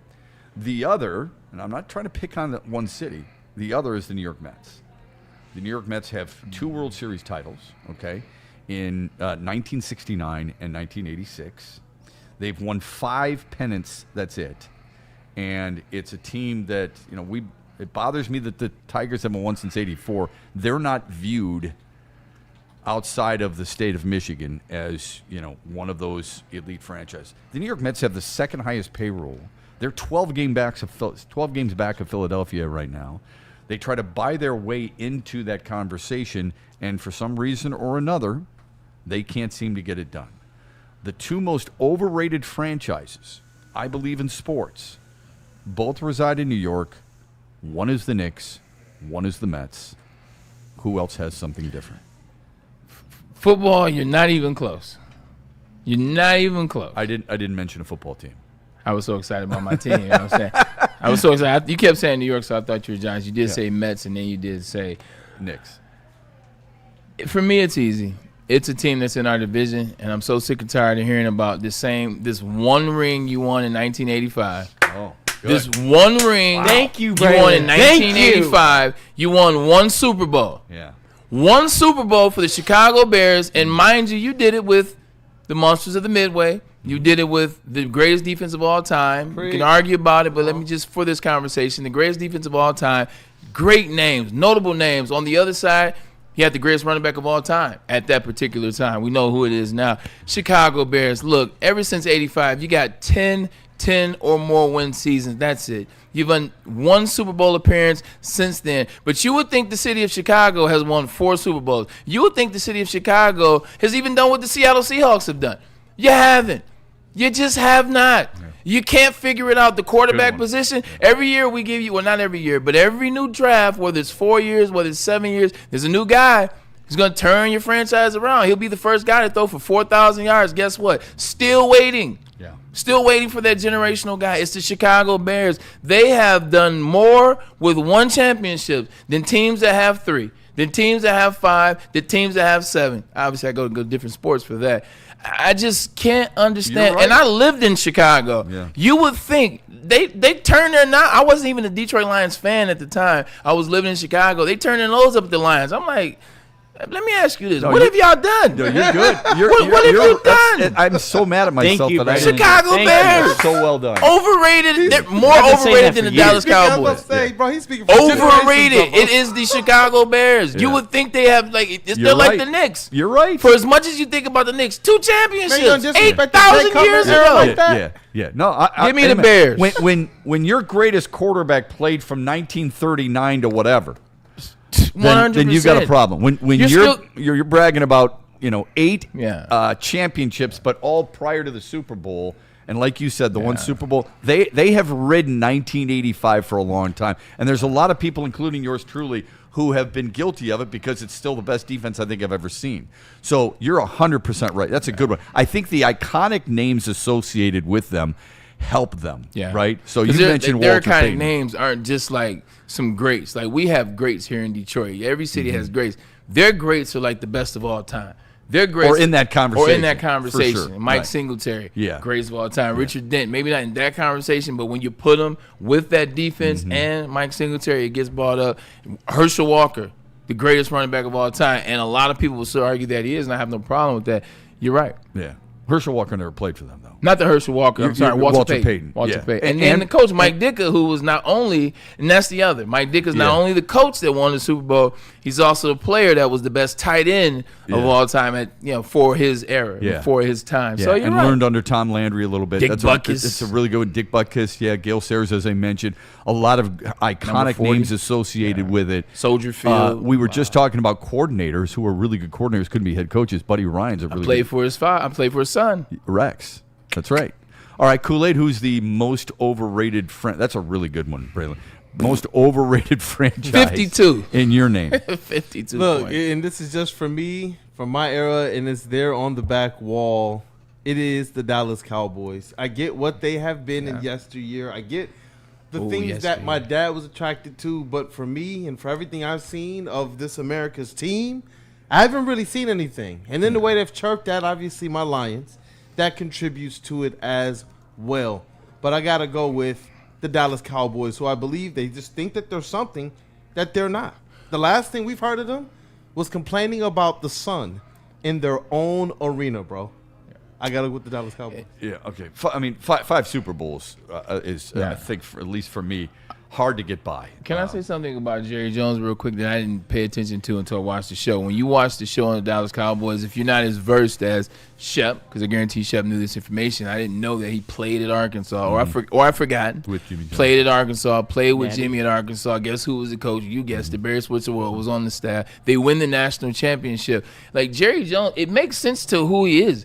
Jerry Jones wants to be the head coach of the Dallas Cowboys, even though I knew that part of it. Now understand, he's been in the locker room. He's been on the football team. He's won a national championship. Jerry, he's won the Super Bowls on. He really thinks he's the coach. Yeah, he does. That's what he's always wanted to be, and that's where the meddlesome. Like once he went away from Jimmy, who was that guy. Once he went away from Barry, who was good enough to handle that team that was amazing. Once it started becoming about, well, I want to be the head coach, so I'll start hiring less than head coaches. That's what it is. Okay. That's why Brian Schottenheimer's the head coach of the Dallas Cowboys. You said that before the season even began. Yes. Okay. But how is that any different than Mark Cuban? It's not. Okay. But I think because I don't think Cuban gets ridiculed but like Mark's that. Never. What did Mark win in college? Smartest dude because he's a billionaire. I don't know. No, I get that, but I'm saying Mark. No. I'm saying like Mark didn't play. Yeah. In like which NCAA. Makes it worse. Well, true. He's just a fanboy. Like that makes it worse. It does, but when you're a fanboy that can get out the way and provide teams what they need. He didn't get out of the way. He did in 2011. All he did, he sits behind the bench. He walks up to players while the game during a timeout. But he created something. He created something out of being a fanboy and then won a title. Okay, and went twice. You put me in a really bad spot because you're about to defend him. Yeah, I'm about to defend this guy, and I don't want to defend him. But this dude put his coach Jimmy Johnson and Barry Switzer in the same spot, and he was on the sideline, and he won multiple championships. He did, but he's not a fanboy because he understood it from a player standpoint. He understood it from a coaching standpoint. He has more involvement in the sport than Mark Cuban. Mark Cuban's a true fanboy that built the dynasty and won. Not a dynasty. I'm so sorry. Disrespect. Yeah, it's not a dynasty. Disrespect. Well, he beat a dynasty. But no, he built that as a fanboy. To me, I understand him more as a fanboy. You don't understand him more because you were a player at the highest level of your sport, and this guy recognized you when he came off his yacht and paddleboard. But what I'm saying is, I understand someone like Mark Cuban messing it up more than somebody like Jerry Jones that's won a national championship. Understand structure. Hire Jimmy Jones. Hire Barry Switzer. He messed it up. He shouldn't be the one to mess up. It should be the fanboy. Because a fanboy should want to, infuse himself more into it. Mark Cuban was able to say, you know what, Dirk, you got it. I'm get out the way. I can relate to Mark Cuban more than Jerry Jones. Yesterday, he tells the story where he's on a beach drinking, and Jerry. What in the hell is that? Two things can be true. Look at the size of that yacht, and here comes Jerry Jones. Hey, I told you I wanted to play that. I told you I wanted to play that because I understood sponsorship dollars. But if you're talking about, like, Jerry Jones should have got it right. Like, it would make more sense for Mark Cuban to have what the Dallas Cowboys have been in the last 30 years than a Jerry Jones. Okay. I don't follow that logic, but Mark Cuban didn't fire Rick Carlisle. What does that have to do with it? Because Jerry fired Jimmy Johnson because it was all about him. He fired Barry Switzer. Yeah, I can't stand him because of that. In fairness, he brought in a guy and won another championship, bud. Mark Cuban may not have fired Rick Carlisle. Right. I'd like to know who did then. Okay. And did they win a championship? No disrespect. Go ahead and look at that team that Barry Switzer inherited. Listen, crack cocaine and all. I know. Listen, crack cocaine. And you and I both know. Yeah. There can be a lot of really high-end teams with an unbelievable amount of talent, and they not win it all. That's fair. Okay, your Atlanta Braves is a really good example of that. They kept getting dubbed. You would have thought they were going to win more than one championship. Buffalo Bills. Okay, Buffalo Bills.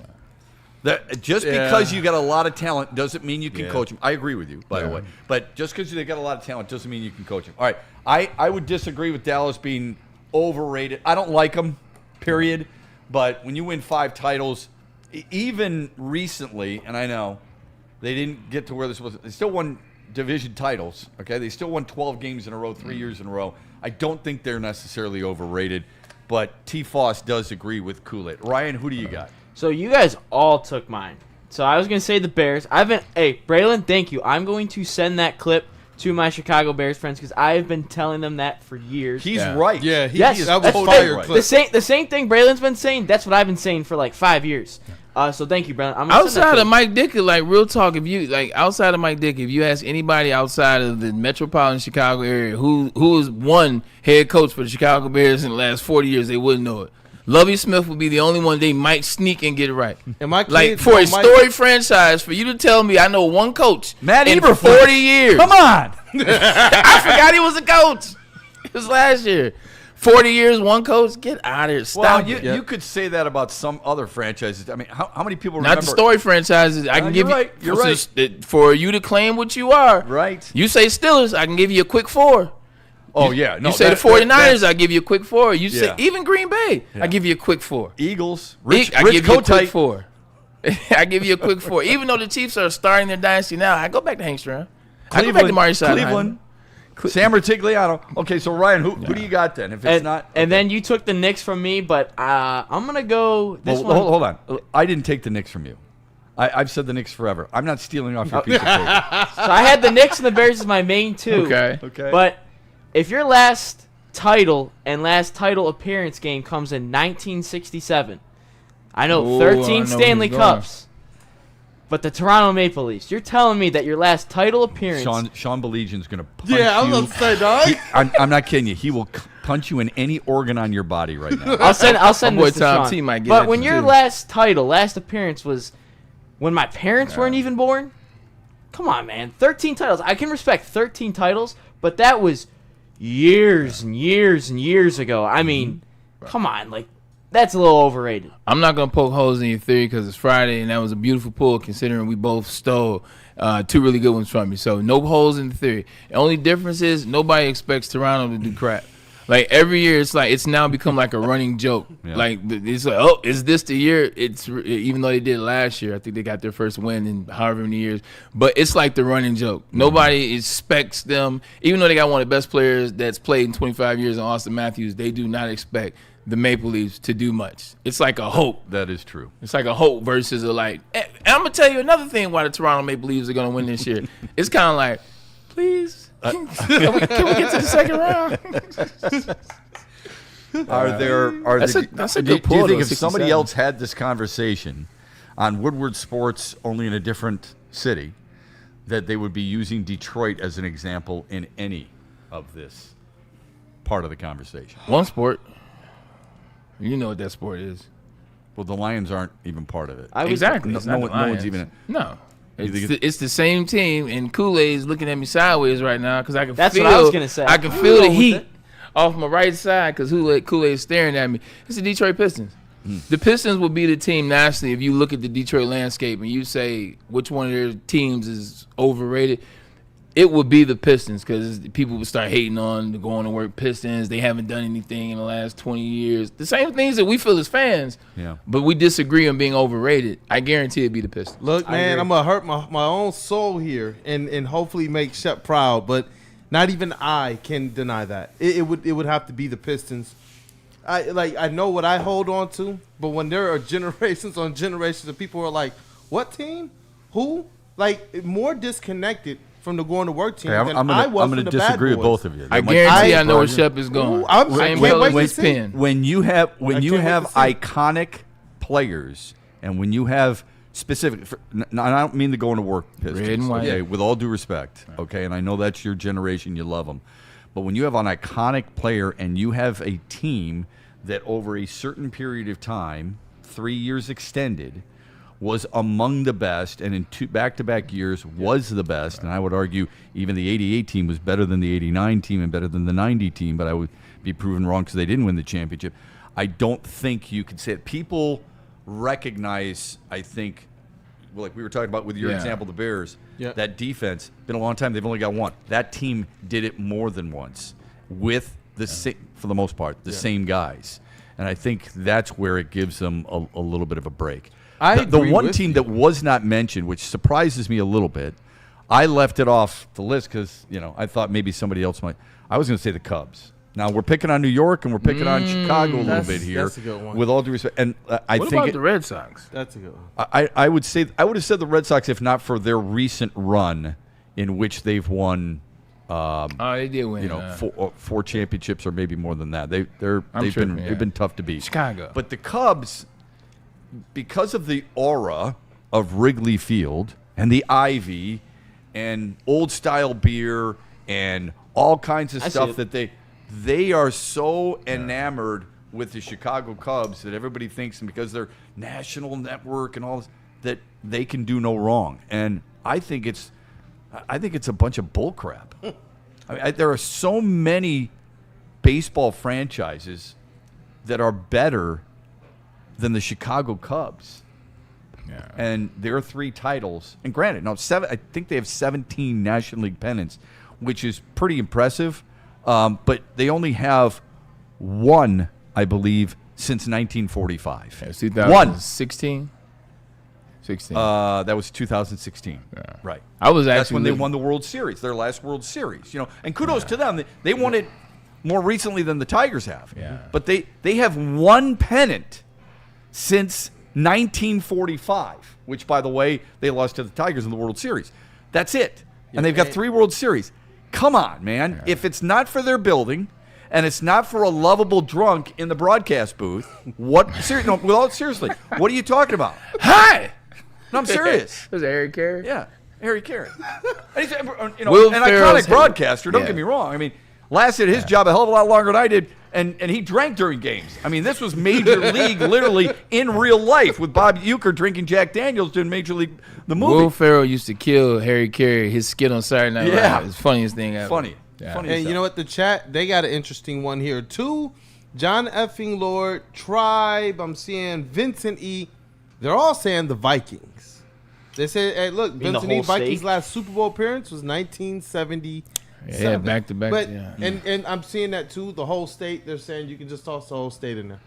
That's interesting. But I didn't look at it like that, and I probably should have. I mean, I think I look back, and it's unfair. Yeah. But I look at we all focus on our childhood, right? When you've got Jim Marshall and you've got Alan Page, Purple People Eaters, and you've got Matt Blair, and I can name every single one of those guys, and Fran Tarkenton, who you could argue is the best quarterback of the '70s, him and Roger Staubach. I guess I didn't look at it. Yeah, they went. They're 0 for 4 in Super Bowls. Tarkenton 0 for 3. Maybe they're right. That's but here's a question though, because they just my understanding of what overrated means to me, it's the same thing I said with the Toronto Maple Leafs. Yeah. Like, no one expects the Toronto Maple Leafs to get out of the first round every year, no matter what their record is, no matter how many points Austin Matthews has.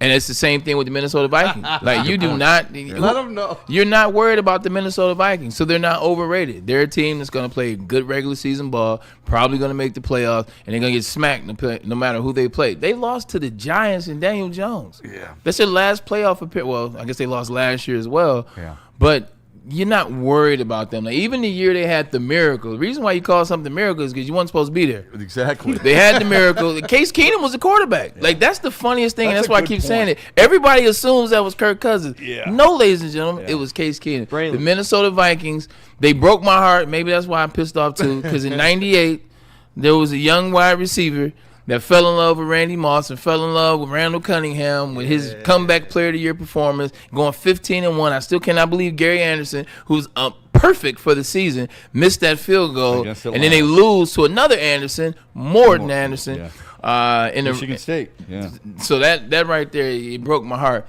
But outside of that performance, that was the one year where you're like, Minnesota's going to go all the way. Yeah. Chris Carter, Randy Moss, Robert Smith from Ohio State. Yeah. And they didn't happen. Outside of that, Minnesota Vikings are going to get beat. This is what we feel. I think the best part of that answer is, what is it?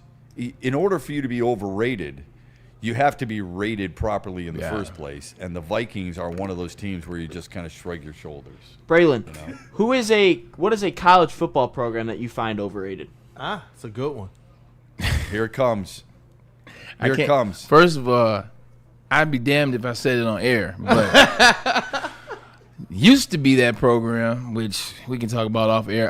Currently, right now, Notre Dame. I knew it. I knew it. Yes. Hey, look, we won the championship in 23. Because before we won the championship in 23, I would not have said it on air because go blue. But if somebody would have said it, I wouldn't have argued. I was thinking of what you I wouldn't have would you argued. say? We won the championship and we've done the last 4 years. You can't say already. With Notre Dame, Dame, it's consistently. You never think they're going to win. They've been to 2 national championships. They've been to 5 playoffs. When's the time that you was like, all right, this is it? Last year, they made it to the national championship. Did you think they were going to be Ohio State? No. Did you think they were going to be Alabama in 2012 with Monte Teo? No.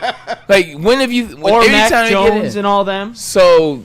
That's the definition of overrated because they shoved the team down your throat. They got the Golden Domes. They're going to win 10, 11 games. I like Marcus Freeman as a head coach. I do too. But for all of the production, for all of the production. This is the most storied team in college football. Where's the payoff? Where's the payoff? Was it Charlie Weiss? Was it Brian Kelly? Is it going to be Marcus Freeman? Was it Tyrone Willingham? Would you say Penn State? Davies? That's another one. But I think they're like a tweener. Okay. I think they're like a Notre Dame / Toronto Maple Leafs. Okay. Where it's like nobody believes James Franklin's going to win. But every year they shove them down our proverbial throat. Okay, let's play devil advocate. Yeah. Notre Dame's definitely Oklahoma's up there too. The devil's advocate is this: your alma mater. They had to win 2023. I mean, hold on. But I just answered that already. I know, but you go win. You get steam trucked by TCU for crying out loud. Yeah. All right. What were people saying after that? You guys going and getting blanked by Alabama. Yeah. I mean, there's some tough ways to handle what Michigan had to go through before they got to 2023, and they're the winningest program of all time. Yeah, I don't recall. I don't recall. All I recall is 2023 and the 4 in a row over Ohio State.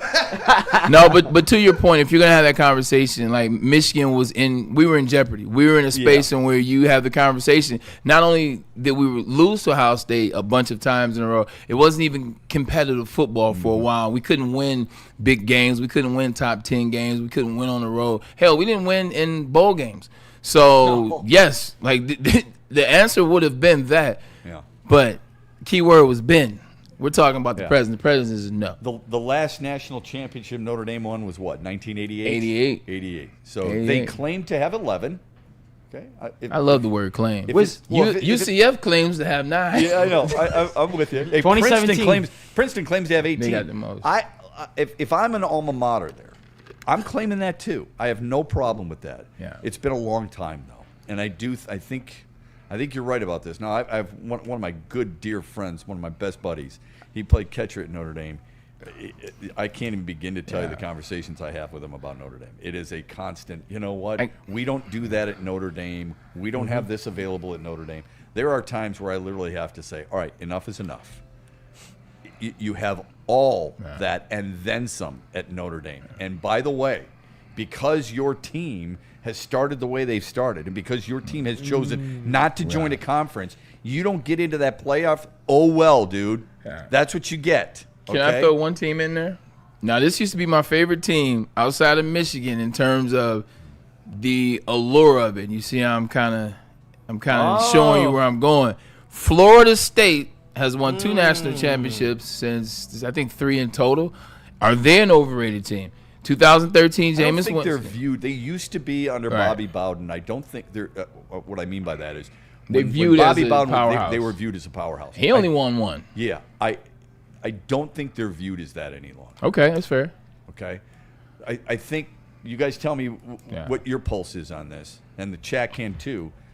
When I think of college powerhouses now, in the SEC, we think of Bama, we think of Georgia. We think overrated. Georgia? Georgia, overrated. I was going to ask you that question. Georgia, overrated. Texas?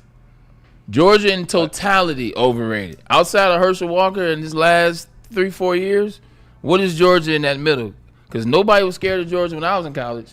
Nobody was scared of Georgia in the 90s. Nobody was scared of Georgia in the 2000s. Yeah, they've had some really good college players. Yeah. Okay, like Eric Zaire was a really good quarterback. They had a 40-year drought. Fran went to school there. They've had some really good players. 40-year drought. Okay. Brock Bowers is a really good player. Great player. 40-year drought as a program, though. Like, Notre Dame has a bunch of good players that have gone to the league. Joe Alt is balling. Yeah. But they're overrated. Look, I'll give you credit because you were willing to say before 2023, Michigan 100% could be in we that were. conversation. Yeah. So I'll buy. Okay, right? I appreciate that. I appreciate that very much. I appreciate Florida State used to be a team that, holy crap, watch out for them. I don't think they're that any longer. You ready for the ace in the hole? You've got another one, man. You're pulling out like 4 aces. First of all, this one I'm using. This is a walk off. This is a walk off. Okay, good. We got to hit a break. You can walk right off if you want. I promise this isn't because after you talk about BlackRock. I promise you this isn't because they beat me in the 2004 Rose Bowl. Texas. He acts like he's not going to get any pushback. What are you talking about? Overrated. How? They got one let me ask you a question. Who the hell is rated? And you act like one national championship isn't anything great. What has Texas done outside of Vince Young in 2005? Hear me out. Outside of 2005, and then the almost win against Alabama in 2009 with Colt McCoy. What has Texas done? What has Texas done?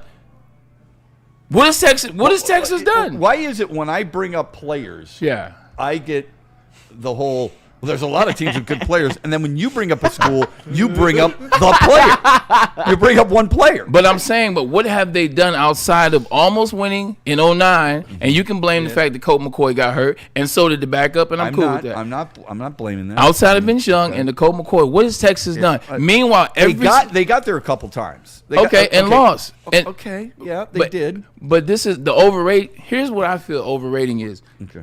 The number one brand in college football is Texas.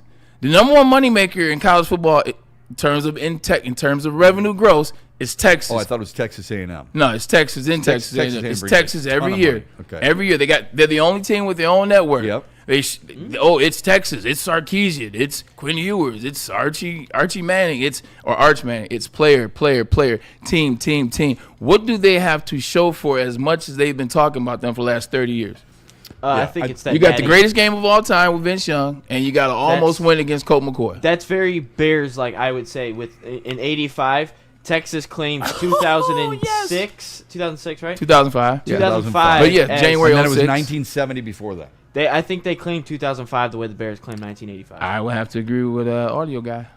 Yeah, but his point with the Bears was this: they have one. Texas has more than one. I know it's a long time ago. But I get it. I hate to tell you, but your school had it. It was a long time ago too. But I also admitted that my team would have fell into that category. But I admitted that. Yeah. I admit it. We fell into that category. Okay. We did. Yeah. I think I'd like to know who's rated then. Who's rated properly? Alabama's rated properly. Okay. USC is rated properly. Ohio State's rated properly. So we're probably talking about a very few Oklahoma, teams, right?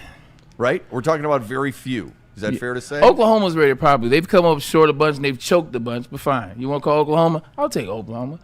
They're rated properly. Okay. I think Michigan now is rated properly. I think these teams are rated properly. Florida is one. Is it about wins or is it about championship wins? I think a mixture of wins, championships, and consistency and staying relevant. Like you can't disappear for 40 years and then not come like. You can't disappear for 40 years. Okay. Like, you got to stay relevant. You got to be winning. Because you don't have to win national championships. We got a couple teams here that only have 2 or 1, but they've stayed relevant throughout the course. Like, they got 11 wins, 12 wins. Coaches coaches, players. Oklahoma hasn't won one since 2000. So, right. I mean, true. If we're talking about Oklahoma, we're talking about relevancy. This is true. Outside of Alabama, Oklahoma has the most playoff appearances. Like Oklahoma and Georgia, I think now they've taken over. I was gonna say, I agree, but okay, it's all right. I was gonna say the Chat family, Greg and Kyle and a couple others, they do believe Texas, is overrated. But Damian Hernandez sent in an NFL player edition of overrated. Oh, I got it. He's trying to use this against you, Bray. All right, hold on. Let's do this. Let's do Black Rock. Let's do Lady James, and let's save it when we come back. Also, too, we do have to hit some Lions because last time. Oh, I guess we do talk about the Lions on Monday. Yeah. This one leads us into that conversation. Do you want to do it now then? No, we can. You teased it. Yeah, we'll wait. We'll hold because this show's gone. It's been flying by. So Yeah. let's get to some of these Been reads, fun, and then we'll get back. It's been fun. It's been really fun. But it's already 23 after 3, and I thought it was like 2:23, and it's just flying by. Go ahead. Looking for plans that sizzle, and not just plans, but dinner plans that sizzle. And come on down to Black Rock. Might go there tonight. Hey, you might? You gonna pull up? Might. Well, let me tell you about some of the things that you should get, man. Head to Black Rock Bar and Grill, home of the steak on the stone. 20% off the bill. All you got to do is mention Woodward Sports. That's what we want to do. We want to get you connected to the people that represent us. Black Rock, and then the menu. Let me tell you about this. It's the Tasty Tuesdays, Thursday steak and shrimp scampi combo, and also it's the Sunday sips. I know you're wondering, like, well, you didn't mention Friday. I don't have to mention Friday because the menu itself, 755 degrees on that volcanic rock. That's how you're going to toast your steak. That's how you're going to get your steak to where you want, or your lobster, or whatever you want to have, because there's price point that you can fall in love with. And don't forget to enter our giveaways, man. You can go to the website or you can just go in person and tell them Woodward Sports sent you. Not just a meal, it's an experience, only a Black Rock. I like that phrase. You're going to roll up. Yeah, we're going to roll up here at Lady Jane's, too, if you want to look good. Before you go out to dinner at Black Rock, you want to look good, right? Why would you not, right? Braylon had to dip below the camera there. Otherwise, we saw the top of his lid that he gets taken care of right here at Lady Jane's, boy, because it's wicked awesome, because it's really easy, because it's really cool, and the people here treat you right. I was watching just a minute ago. This guy walks in, lovely lady has him sit in the chair, goes over the sink, and the massage, the guy looked like he was falling asleep. You know why? Because it's nice and relaxing. You deserve that opportunity. Like that. Check out Lady Jane's, open 7 days a week, 10 to 8 for you. It's wicked awesome.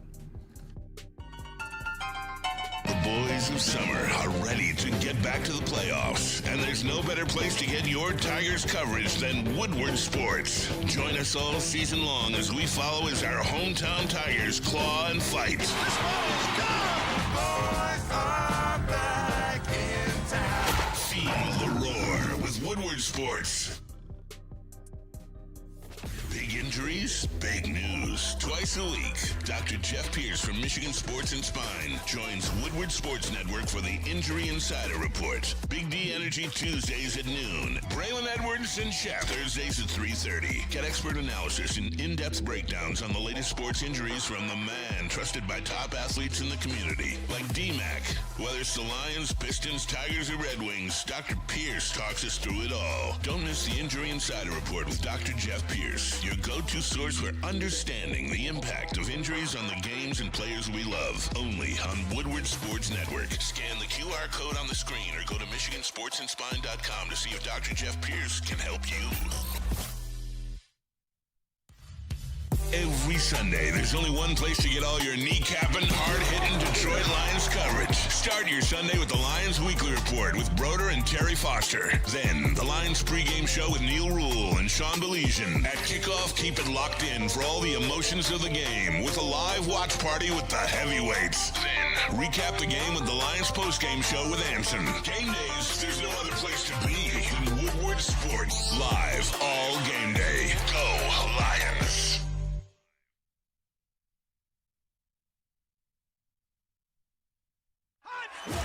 Ever wonder what goes on inside the game? Deep ball's got a man and got him. Touchdown, Braylon Edwards. Join Braylon Edwards and Shep. Edwards has it. 10, 5, touchdown. On the Braylon Edwards Show with Shep. Lamar looks in zone. Got Edwards for the touchdown. Where they dive deep into the heart of sports. Weekdays from 2 to 4 p.m., they're bringing you expert analysis, exclusive interviews, and a fresh perspective on the sports you love. Don't miss it, only on the Woodward Sports Network. Hunting season is almost here, Detroit, and your Lions are on the prowl. Make sure you're locked into Woodward Sports for all the Dan Campbell reactions, Jared Goff touchdowns, Amon-Ra first downs, Penny pancakes, Kirby picks, Gibbs big plays, and of course, Jack Fox's leg. Stay locked in on all your Lions coverage right here on Detroit's #1 sports network, Woodward Sports. Ryan's becoming one of my better friends now. You know why? I got a text from him earlier today, and he said, Shep, I know how much you love Buddy's Pizza. They brought in some pies today, but it's going fast. Please get here. I had to let him know. I didn't get that text. I had to make myself a parking space. It was one of those really weird situations. It was like a sitcom situation where I just squeezed the car in between, ran across Woodward. Thank goodness I got there in time to get the Buddy's Pizza, and man, was it good. The original Detroit-style pizza. They've been doing it since 1946. They've got 22 locations. Nobody does it better. To find that location near you, go to buddyspizza.com. And by the way, make sure you give them, because you're going to get 10% off your entire order, give them this promo code, 10MEAL. That's 10 MEAL, Buddy's Pizza, and buddyspizza.com. All right, Massage Chair House. Let's hope this one goes smoothly compared to yesterday. But if you're looking to upgrade, wrong yesterday? You started it. Looking to upgrade your relaxation game, check out Massage Chair House in Bloomfield Hills, Michigan, the largest massage chair showroom in the Midwest, located near the corner of Woodward and Long Lake Road. That's where Spenny and Brendan went yesterday to pick out the new chair for the studio. Why did they go? I don't know. Maybe because it's Spenny's birthday today. Experience luxury comfort with Dr. Eric Duncan, the wellness doc creator of the top YouTube massage chair review channel. Book a visit at www.massagechairhouse.com or scan the QR code. Massage Chair House, your ticket to ultimate recovery and relaxation. And we are back. Fire away. You know what, Bray? Hey, shout out like to buddies parenting just on the never back stops, wall. man. They are not overrated, but you know what? The chat family has something for you, Bray. Hold on, before you do that, did you watch the highlights? Did you watch the highlights in the offseason? I don't know if you watched the highlights in the sweepers that you guys play. Your boy was out there mossing some people. Hey, bro, Like, I tell you, Randy Moss was my guy. Like, I take the ball, talk some stuff. Yeah. The only difference is you didn't pretend to moon a whole football crowd. So that was good. Yeah, that's true. Not at least not on the football. Not on the football. I did it in practice. All right, let's that chat room real quick. Go ahead. Oh yeah. All right, so look, it's a couple people here. One of my favorite names from the chat, Hoof-Hearted starts. Lamar Jackson plays MVP ball, not Super Bowl ring ball. There's a huge difference. And Damian Hernandez says, if we're gonna call teams overrated because they haven't done anything, he says in years, then Lamar Jackson is very overrated because he hasn't done anything with the Ravens. And he's had weapons, offensive line, and a defense. He's calling Bula on one Lamar Jackson, Braylon Edwards. Ooh. He's calling him overrated. Everybody looking at me. We're looking at him. He's your favorite guy. Yeah. Can I defend him for you for just a please. minute? Go ahead, so it didn't seem like I'm a homer. I'm sorry. When a dude is 71-25 all time, when he is a two-time MVP and in that conversation on a regular basis, when he's a four-time Pro Bowler and a three-time All-Pro, which to me means more than Pro Bowler, when he is widely viewed as a top three quarterback, whether he's number one or not, I get that he comes up smaller in playoff games like some of his teammates do as well. I get that he's been a disappointment. I don't think he's overrated, though. Yeah, and I agree 100%. Anything I say, you're not going to listen to anyway. So They're trying to get you, bro. No, it's all good. I'll say it anyway. Look, man, Lamar Jackson is an amazing talent. And what he's done in his career so far in the NFL, like, the numbers speak for themselves. And I know he has to close that door. I agree. I told you I'm tired of hearing about what Lamar does in the regular season. I agree with you guys. Overrated? No.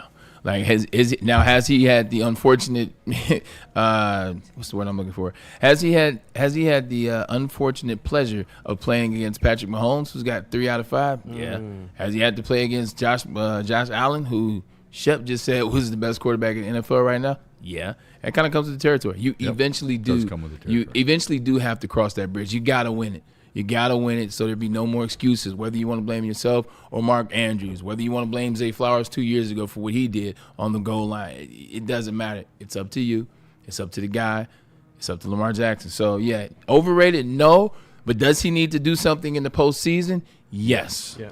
Three times drastically, I agree. 3 times in 8 years he's led. Him and his team, let's say. Yes. A lot of mistakes. But hold on. I mean, if in fairness, and I just stuck up for him, and 3 times in 8 years he's led the league in touchdown percentage. Yeah. But if we're going to use, hey, you got to prove it to me in every other sport, whoever has come up short, unfortunately, this is what his quarterbacks are saddled with. If I'm going to say I needed more out of John Elway back in the day, I needed more out of Jim Kelly, Dan Marino, Peyton Manning till he won 2, I can say that about Lamar Jackson too.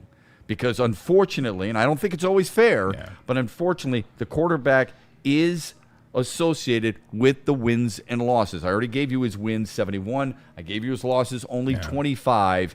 I would remind you, if I gave you these numbers, 172 and 49. You know what those are? 172 are the touchdowns in his career, 49 interceptions in his career. Yeah. That is an incredible ratio.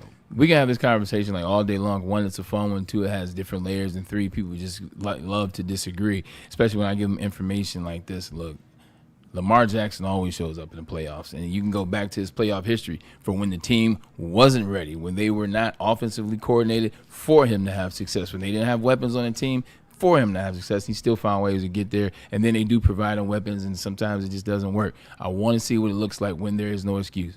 When there is no Zay Flowers being out last season, when there is no Mark Andrews drop on a 2-point conversion where you're going to overtime. Who knows what happens in overtime with you and Josh Allen, but you have the opportunity yet again. I'm tired of hearing about whether it was Todd Monken, who has this great offensive coordinating scheme all regular season, and then you get into the playoffs, you get into these tight games, and it's like, is it Lamar Jackson getting tight? Is it Todd Monken getting tight? 2 years prior to that, was it Greg Roman, the offensive coordinator, getting tight, or was it Lamar? This is the year where there are no excuses. Whatever happens at the end of this year with Lamar and Baltimore is going to be who Lamar and Baltimore are going to be. Because if they lose, first of all, the Chiefs, is it Patrick Mahomes? Because last time I checked, they were 0-2 and trying to figure out what's going on with all the injuries. So it's not going to be him. Is it Josh Allen? Well, you beat him last year. And then this year you had him beat, and then your team, collective, gave the game up. At the end of this season, it will be nothing to talk about with Lamar. He will either have won the Super Bowl or got to the Super Bowl and won it, got to the Super Bowl and lost it. Anything other than that? I do think he's gotten better. He hasn't always shown up in playoffs. I mean, he scored. His team scored 3 points in a loss to the Bills in 2021. His team lost to the Tennessee Titans, and they only scored 13 points. Look at those offensive rosters. Well, okay, that's fine. All I'm telling you is, again, this is fair or unfair, and it's probably more unfair. But if we're going to label this with quarterback, we don't do that with Matthew Stafford. Didn't do that with him in Detroit. He didn't come up. He didn't play. He wasn't good enough against New Orleans. He wasn't good enough in Seattle. Wasn't good enough against Dallas. We did that, and we had to live with it. Lamar Jackson, in those 3 occasions anyway, wasn't good enough. That doesn't take away from what he's done in the regular season and how great, and yes, I use that word and I don't use it very often, how great he has been in getting his team there. Yeah. I don't think people appreciate that enough. You do, of course. But how tough that is to get your team there, especially when you are the constant hunted in that division. On the other hand, when you're losing to Tennessee and only scoring 10 points, you're losing to Buffalo and all you did was get your team a field goal, that's a problem. Yeah, and you're right. He's got to overcome that. You're absolutely correct. And those games were 4 or 5 years ago, like this current Lamar Jackson. Right. That's why I said he got better. Oh, 100%. Because I'll give you an example. Just look at the last game they played Buffalo. Like, all people taking out of that game is what happened. They lost. Yeah. Did you see how Lamar Jackson played? Mm-hmm. Did you see what he did yet again in those games and he lost? Yes, quarterback. It's fair. You get the wins, you get the losses. It comes with the territory. It comes with $60 million. It comes with the commercials. It comes with the perks. We understand that. But when you play so damn good, jeez Louise. Yeah. Well, hey, you know what? It's not a lot different than pitchers who pitch so damn good and don't get the win because, unfortunately, unlike baseball, I mean, it's a little different with football. Jack Morris, when he led the Twins to that championship and he pitched extra innings, and look at what he did, you know, he is glorified for that. That might have got him into the Hall of Fame, all right? It's not the way it works, unfortunately, with quarterbacks and the NFL. Go ahead, Kool-Aid. Sorry. Yeah, you know what? Shout out to this chat, man, for just doing their thing. Teddy Fresh in the chat. Before we get into Lions versus Ravens early preview, because we also have Monday, but we're going to give you a little bit of something today. Teddy Fresh sends in a $50 super chat. It jumps to number 1. Thank you, man. Thank you. I boy. One all week. Yeah, this is crazy. He says, hey, look, he says he loves the show. Bray, I remember that Rose Bowl game against Texas. It was 31-21, Michigan in the 4th, and you guys didn't put them away. The game is so memorable for me. I was deployed in the desert, and my unit finally had a day off to watch the game. Thank you, Teddy, for your service. Thank you for on your day off choosing to watch the University of Michigan Wolverines play against the Texas. I'm being honest. Like, on your day off, you chose to watch Michigan and Texas. Like, thank you for your service, and thank you for choosing us. I wish we could have got the win for you. Lord knows I do. Oh, man, I hate that game, Thank man. you, Teddy. Like, because it's like the one game, it was like, I can't talk about what happened in that game, but I want to talk about what happened in that game. Like 3 touchdowns later, but I can't talk about that. Let's dive into this. Somebody also, and again, thank you for your service as much as anything else, but thank you for the chat. That's awesome. It's an honor to be able to, for you to spend some time with us. It really is. It's an honor for us to be entertaining and hopefully sports knowledgeable enough and have some smiles that make any of you watch and join us in the chat. Man, it means an awful lot to us. Somebody had sent this in the chat. 50 to 17 Ravens. So let's dive in a little bit. Lions and Ravens. We're well aware of the special skill set that Lamar Jackson brings to the table and how much of a challenge that's going to be. It's going to be a hell of a lot more challenging with Marcus Davenport out, and now they have graded that as a chest injury. When you go from shoulder to chest, that screams to me anyway, pectoral muscle, okay? Something that you have a lot of, I may not have enough of. How do you handle Lamar Jackson, do you think? And please don't tell me you got to keep him on his spot. Everybody's tried to do that. Every flippin' defensive coordinator who's ever played against the kid has tried to do that, and they haven't been able to necessarily do it. How do you handle him? Okay, I'm clearly not a defensive coordinator, but if I were trying to play couch DC, you got to keep him off balance, keep him uncomfortable. Everyone has tried, and it does not work, 24-2, but that's just what it has to be. You have to find that version of that. You got to keep him off pace. When Lamar's comfortable, well, Lamar can just drop back, la-di-da. I guess that's becoming my thing now. When he can just drop back, la-di-da, he can do whatever he wants to because you see how efficient he is in the pass. You see if he gets on the outside, he's gone, and he's very patient when he runs nowadays. So you have to throw different looks. I'm talking about pre-snap, post-snap. You got to show Lamar something. You got to make him believe that this is what your defense is going to be, and then you got to be able to change it when the ball snaps. You got to force him to believe, all right, yeah, I know when you sit in there, you can beat me. I know when I let you get on the outside because there's no pass rush that you can beat me. But can you see pro-snap, pre-snap? Can you change? Can you adjust to the looks that we're going to show? Send him a bunch of different looks. You got to keep sending different looks at him, whether you're blitzing with Brian Branch off the edge, whether you're fake showing blitz, and now because he's a fast individual. He's a guy that can speed. He's a dynamic guy. You know what Ed Reed used to do in terms of showing a look and then getting out of that look? Can you do that? Can you show this blitz and then pull out and then start and then get into coverage and then give yourself a chance in these passing lanes? That's what it has to be. Because all the other stuff is, you keep them on the inside and then you hope that you funnel them this way. It's not going to happen. He showed us time and time again that it doesn't happen. It doesn't matter who he's playing against. My favorite is you have a spy. You got to put a spy on. You can put 3 spies on him, and then what happens is he's still going to beat you, but even now you have 3 spies. Guess who's open? 2 people. Exactly. It's 2 individuals. Zay Flowers had a really nice start to the season. So who might different looks? Who might be the Jack Campbell and Brian Branch? Okay, Jack Campbell and Brian Branch because they don't exactly where I was going. They don't show a lot of blitzing with Jack Campbell. They don't show him a lot of times coming off the edge. He's more so stays in coverage and he stays home. He does what he's supposed to do, and when he goes, it's because the tight end is home. His man is home. The running back is in the backfield. You got to do some different looks with Jack Campbell. Unleash him. Unleash Jack Campbell. Jack Campbell may be the guy that we've been waiting for. He may be the player that can help Hutch on the other side. Did you see what he did to DeAndre Swift? 100%. Just blew his ass and was happy about it. And guess what he did after he did that? He just went back to the huddle. Yeah. Business as usual. Yeah. Jack Campbell, and then allow Brian Branch to do more things. We see a little bit of Brian Branch dropping in the coverage late, blitzing off the ends. We don't see a ton of it. Let that guy go. He is the best defensive player on the team. Let him turn into the Wolverine like Brian Dawkins did for the Philadelphia Eagles back in the day. Ooh. You got to let that guy go, and you got to let Jack Campbell go. That's what I would say to them. Show them a multitude of looks. Because I don't care how good you are as quarterback. You could be Tom Brady, you could be Peyton Manning, you could be Brett Favre, you can be Warren Moon. When you see, I got my Warren Moon reference in there. I did notice that. When you see one thing and then it's there to the last possible second, and now it changes. No matter how good you are, you have to adjust.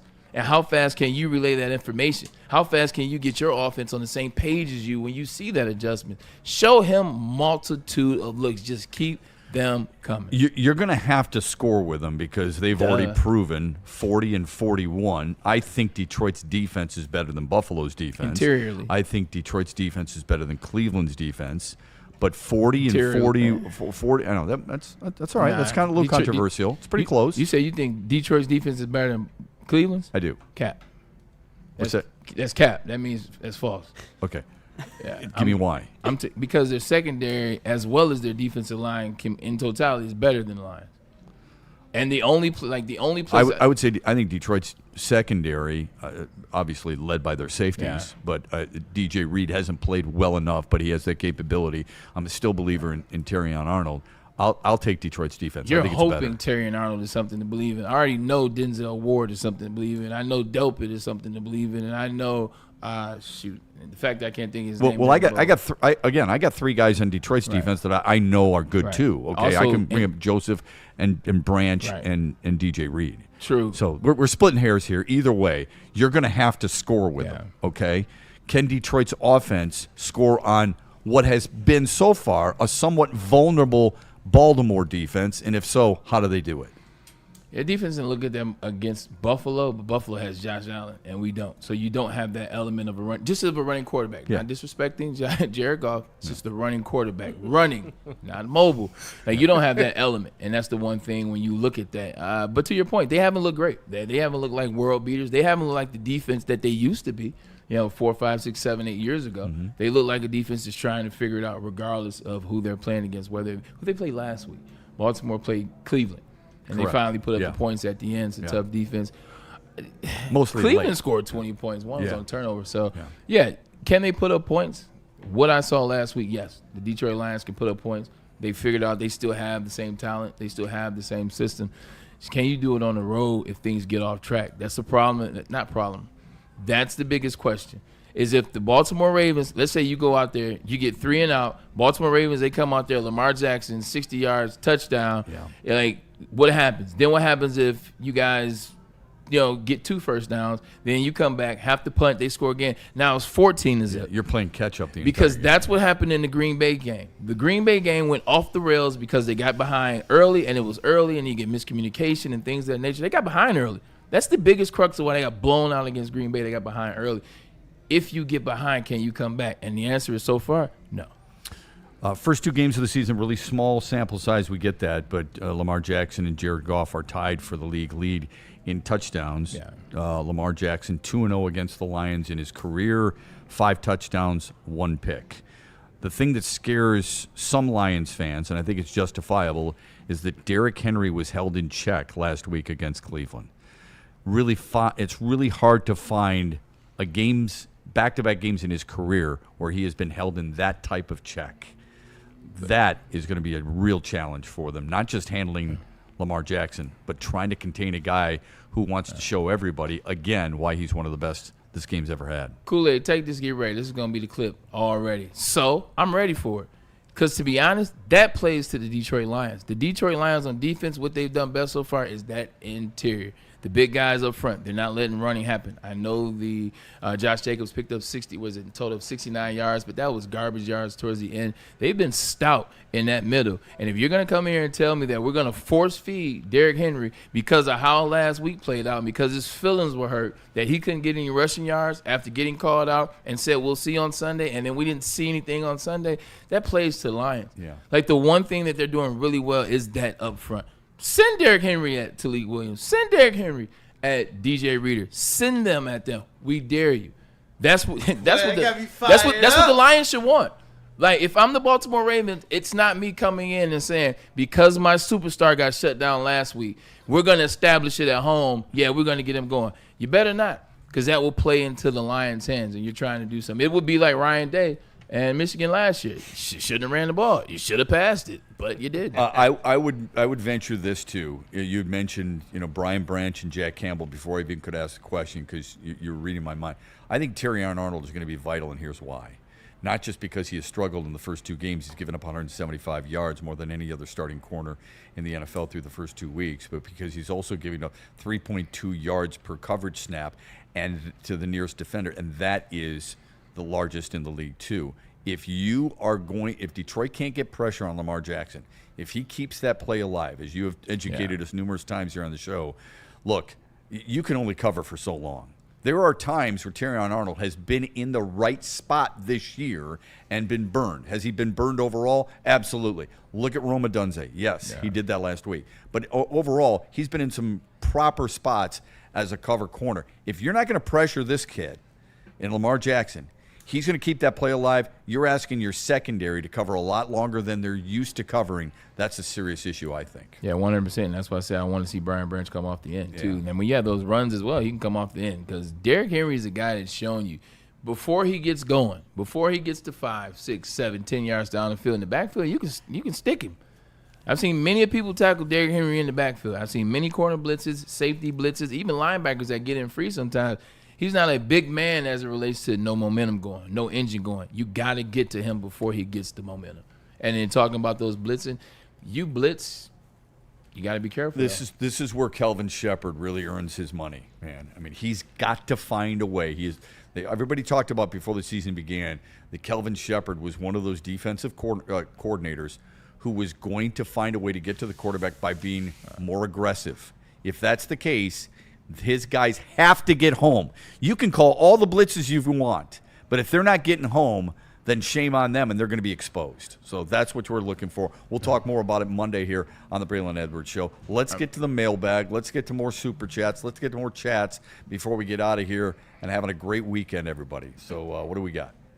Yeah, definitely. You know what? A lot of the chat family in here are kind of all over the place, but I'm seeing some people that are believing that it's going to be a drubbing in the Lions' favor. Early Bird Plumbing says 45-21. And I'm wondering, for those of you in the chat who do believe that the Lions are going to go out there and lay the smack down, please put your keys to victory in the chat so we can read them. But Randall Smalls, 45. Hold on. 41-25.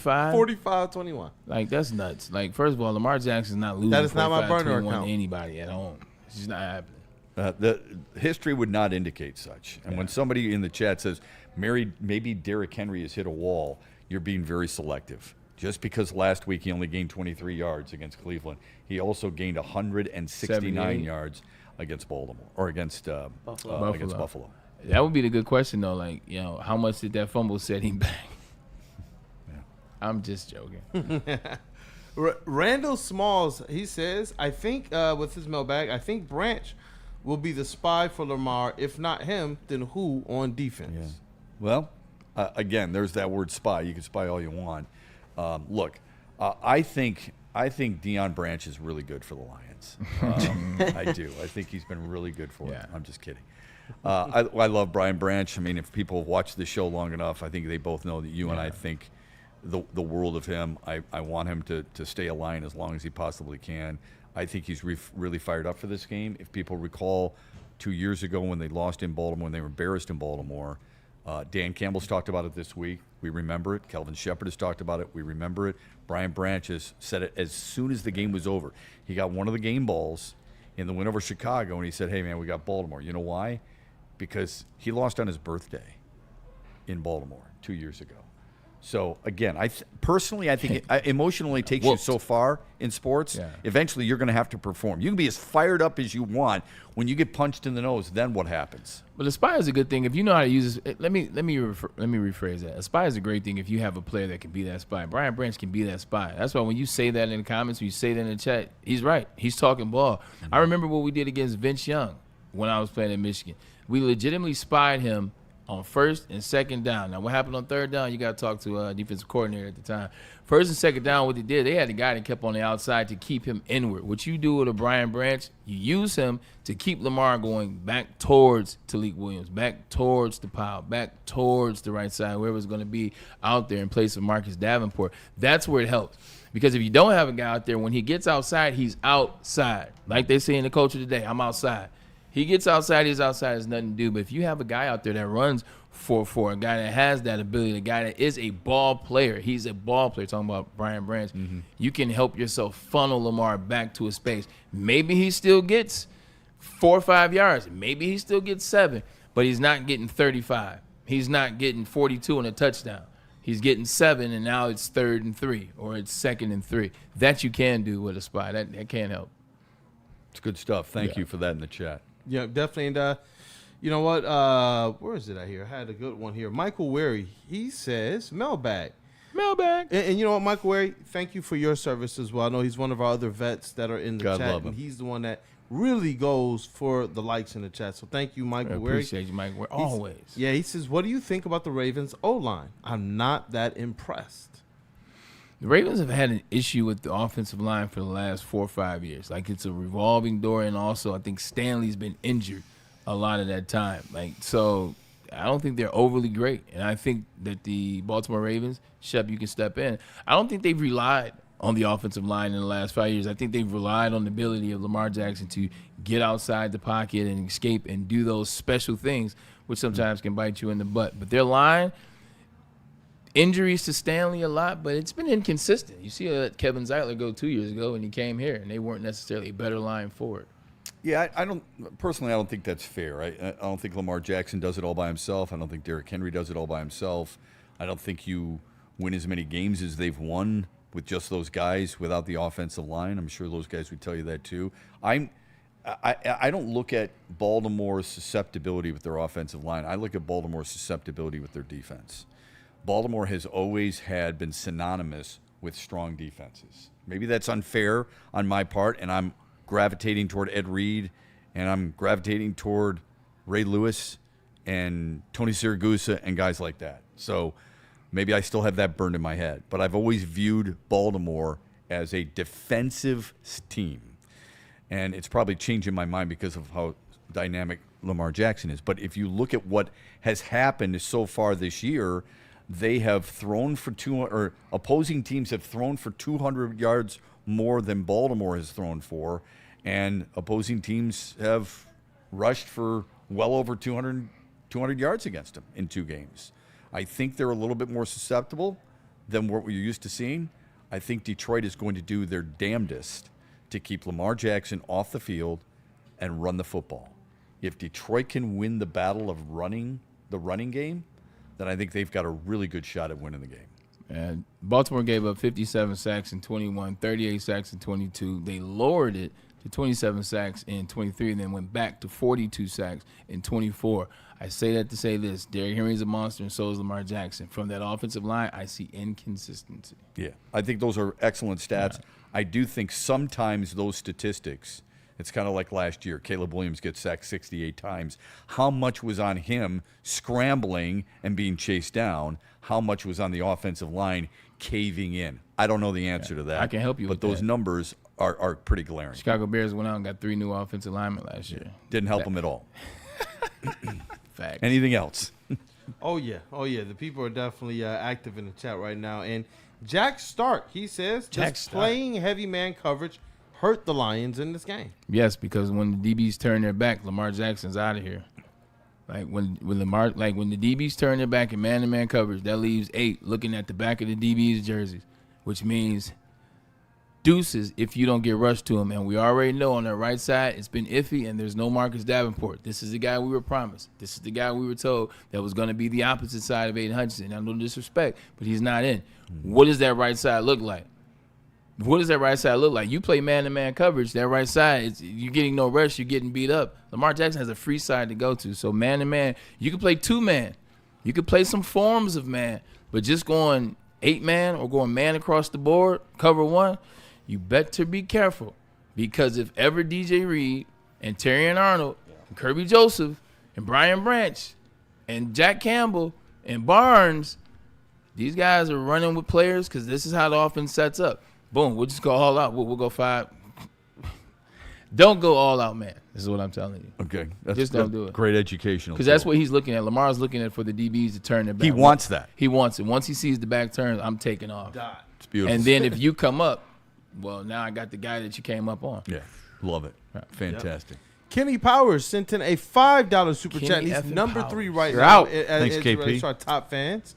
In the chat, Kenny Powers says he has the Lions 1-2 after week 3, so he's calling a loss to the Ravens. But by the start of week 7, we'll be 4-2. So that means they would beat the Browns, check, Bengals, check, and the Chiefs, I believe, in Kansas City, right? I think so. I like that. One of the biggest things for me with the 6 games, the 6 games. I had them out of 6 games, 4-2 on my schedule, but I would have accepted 3-3. It's how big of a hole or where are you at after that 6 games. This was going to be a team that got better as the season went along anyway. I believe this team is going to be really strong as they get into week 7, week 8, week 9. Once they get to the end of the season, this week is going to be really strong. Yeah. I think it's okay to lose and be 1-2 because you're going to lose 6 games on some people's schedule, 5 games on some people's schedule. But how do you look in that loss? Do you look like you did against Green Bay Packers up in Baltimore, or do you look like a team that could have won the game if one thing went right over here or if this hadn't happened? That's the difference. 1-2 is fine. This team is fine. They're built for 1-2. It's not a big problem. But how does that 2 look if it happens? Yeah. If you get your doors blown off by Baltimore like they did a couple of years ago, I think there's a reason for a red flag. So now there's 2 blowouts in 3 games. Right. And now we can no longer justify game 1 as being game 1. Yeah. Fair enough. Anything else? Yeah, one more here from our guy Freddie Felt 313. Freddie Felt. Mailbag. Who needs to step up the most in a victory over the Ravens on Monday Night Football. And then he also says, speaking of Monday Night Football, he'll be home for the Bucs game. He'll be at the studio, and he's pulling up with a gift for the GOAT that is Braylon Edwards. So you got some gifts in the way. Appreciate that, Freddie. He's simply just one of the best. Awesome. But we appreciate you, man. Come on up. We appreciate that. Come in the studio. Bring some things to get autographed, the whole 9 yards. I'll take care of that for you. Awesome. It's very easy for them. It has to be, and this is cliche. It's got to be the D-line, and specifically, it's got to be 97. It's got to be 97. Yeah, we know the secondary can cover and blah, blah, blah. It's not about DJ Reed. It's not about Terry and Arnold in as much as it's about 97. I don't want to hear about double teams. I don't want to hear about who's down on the other side.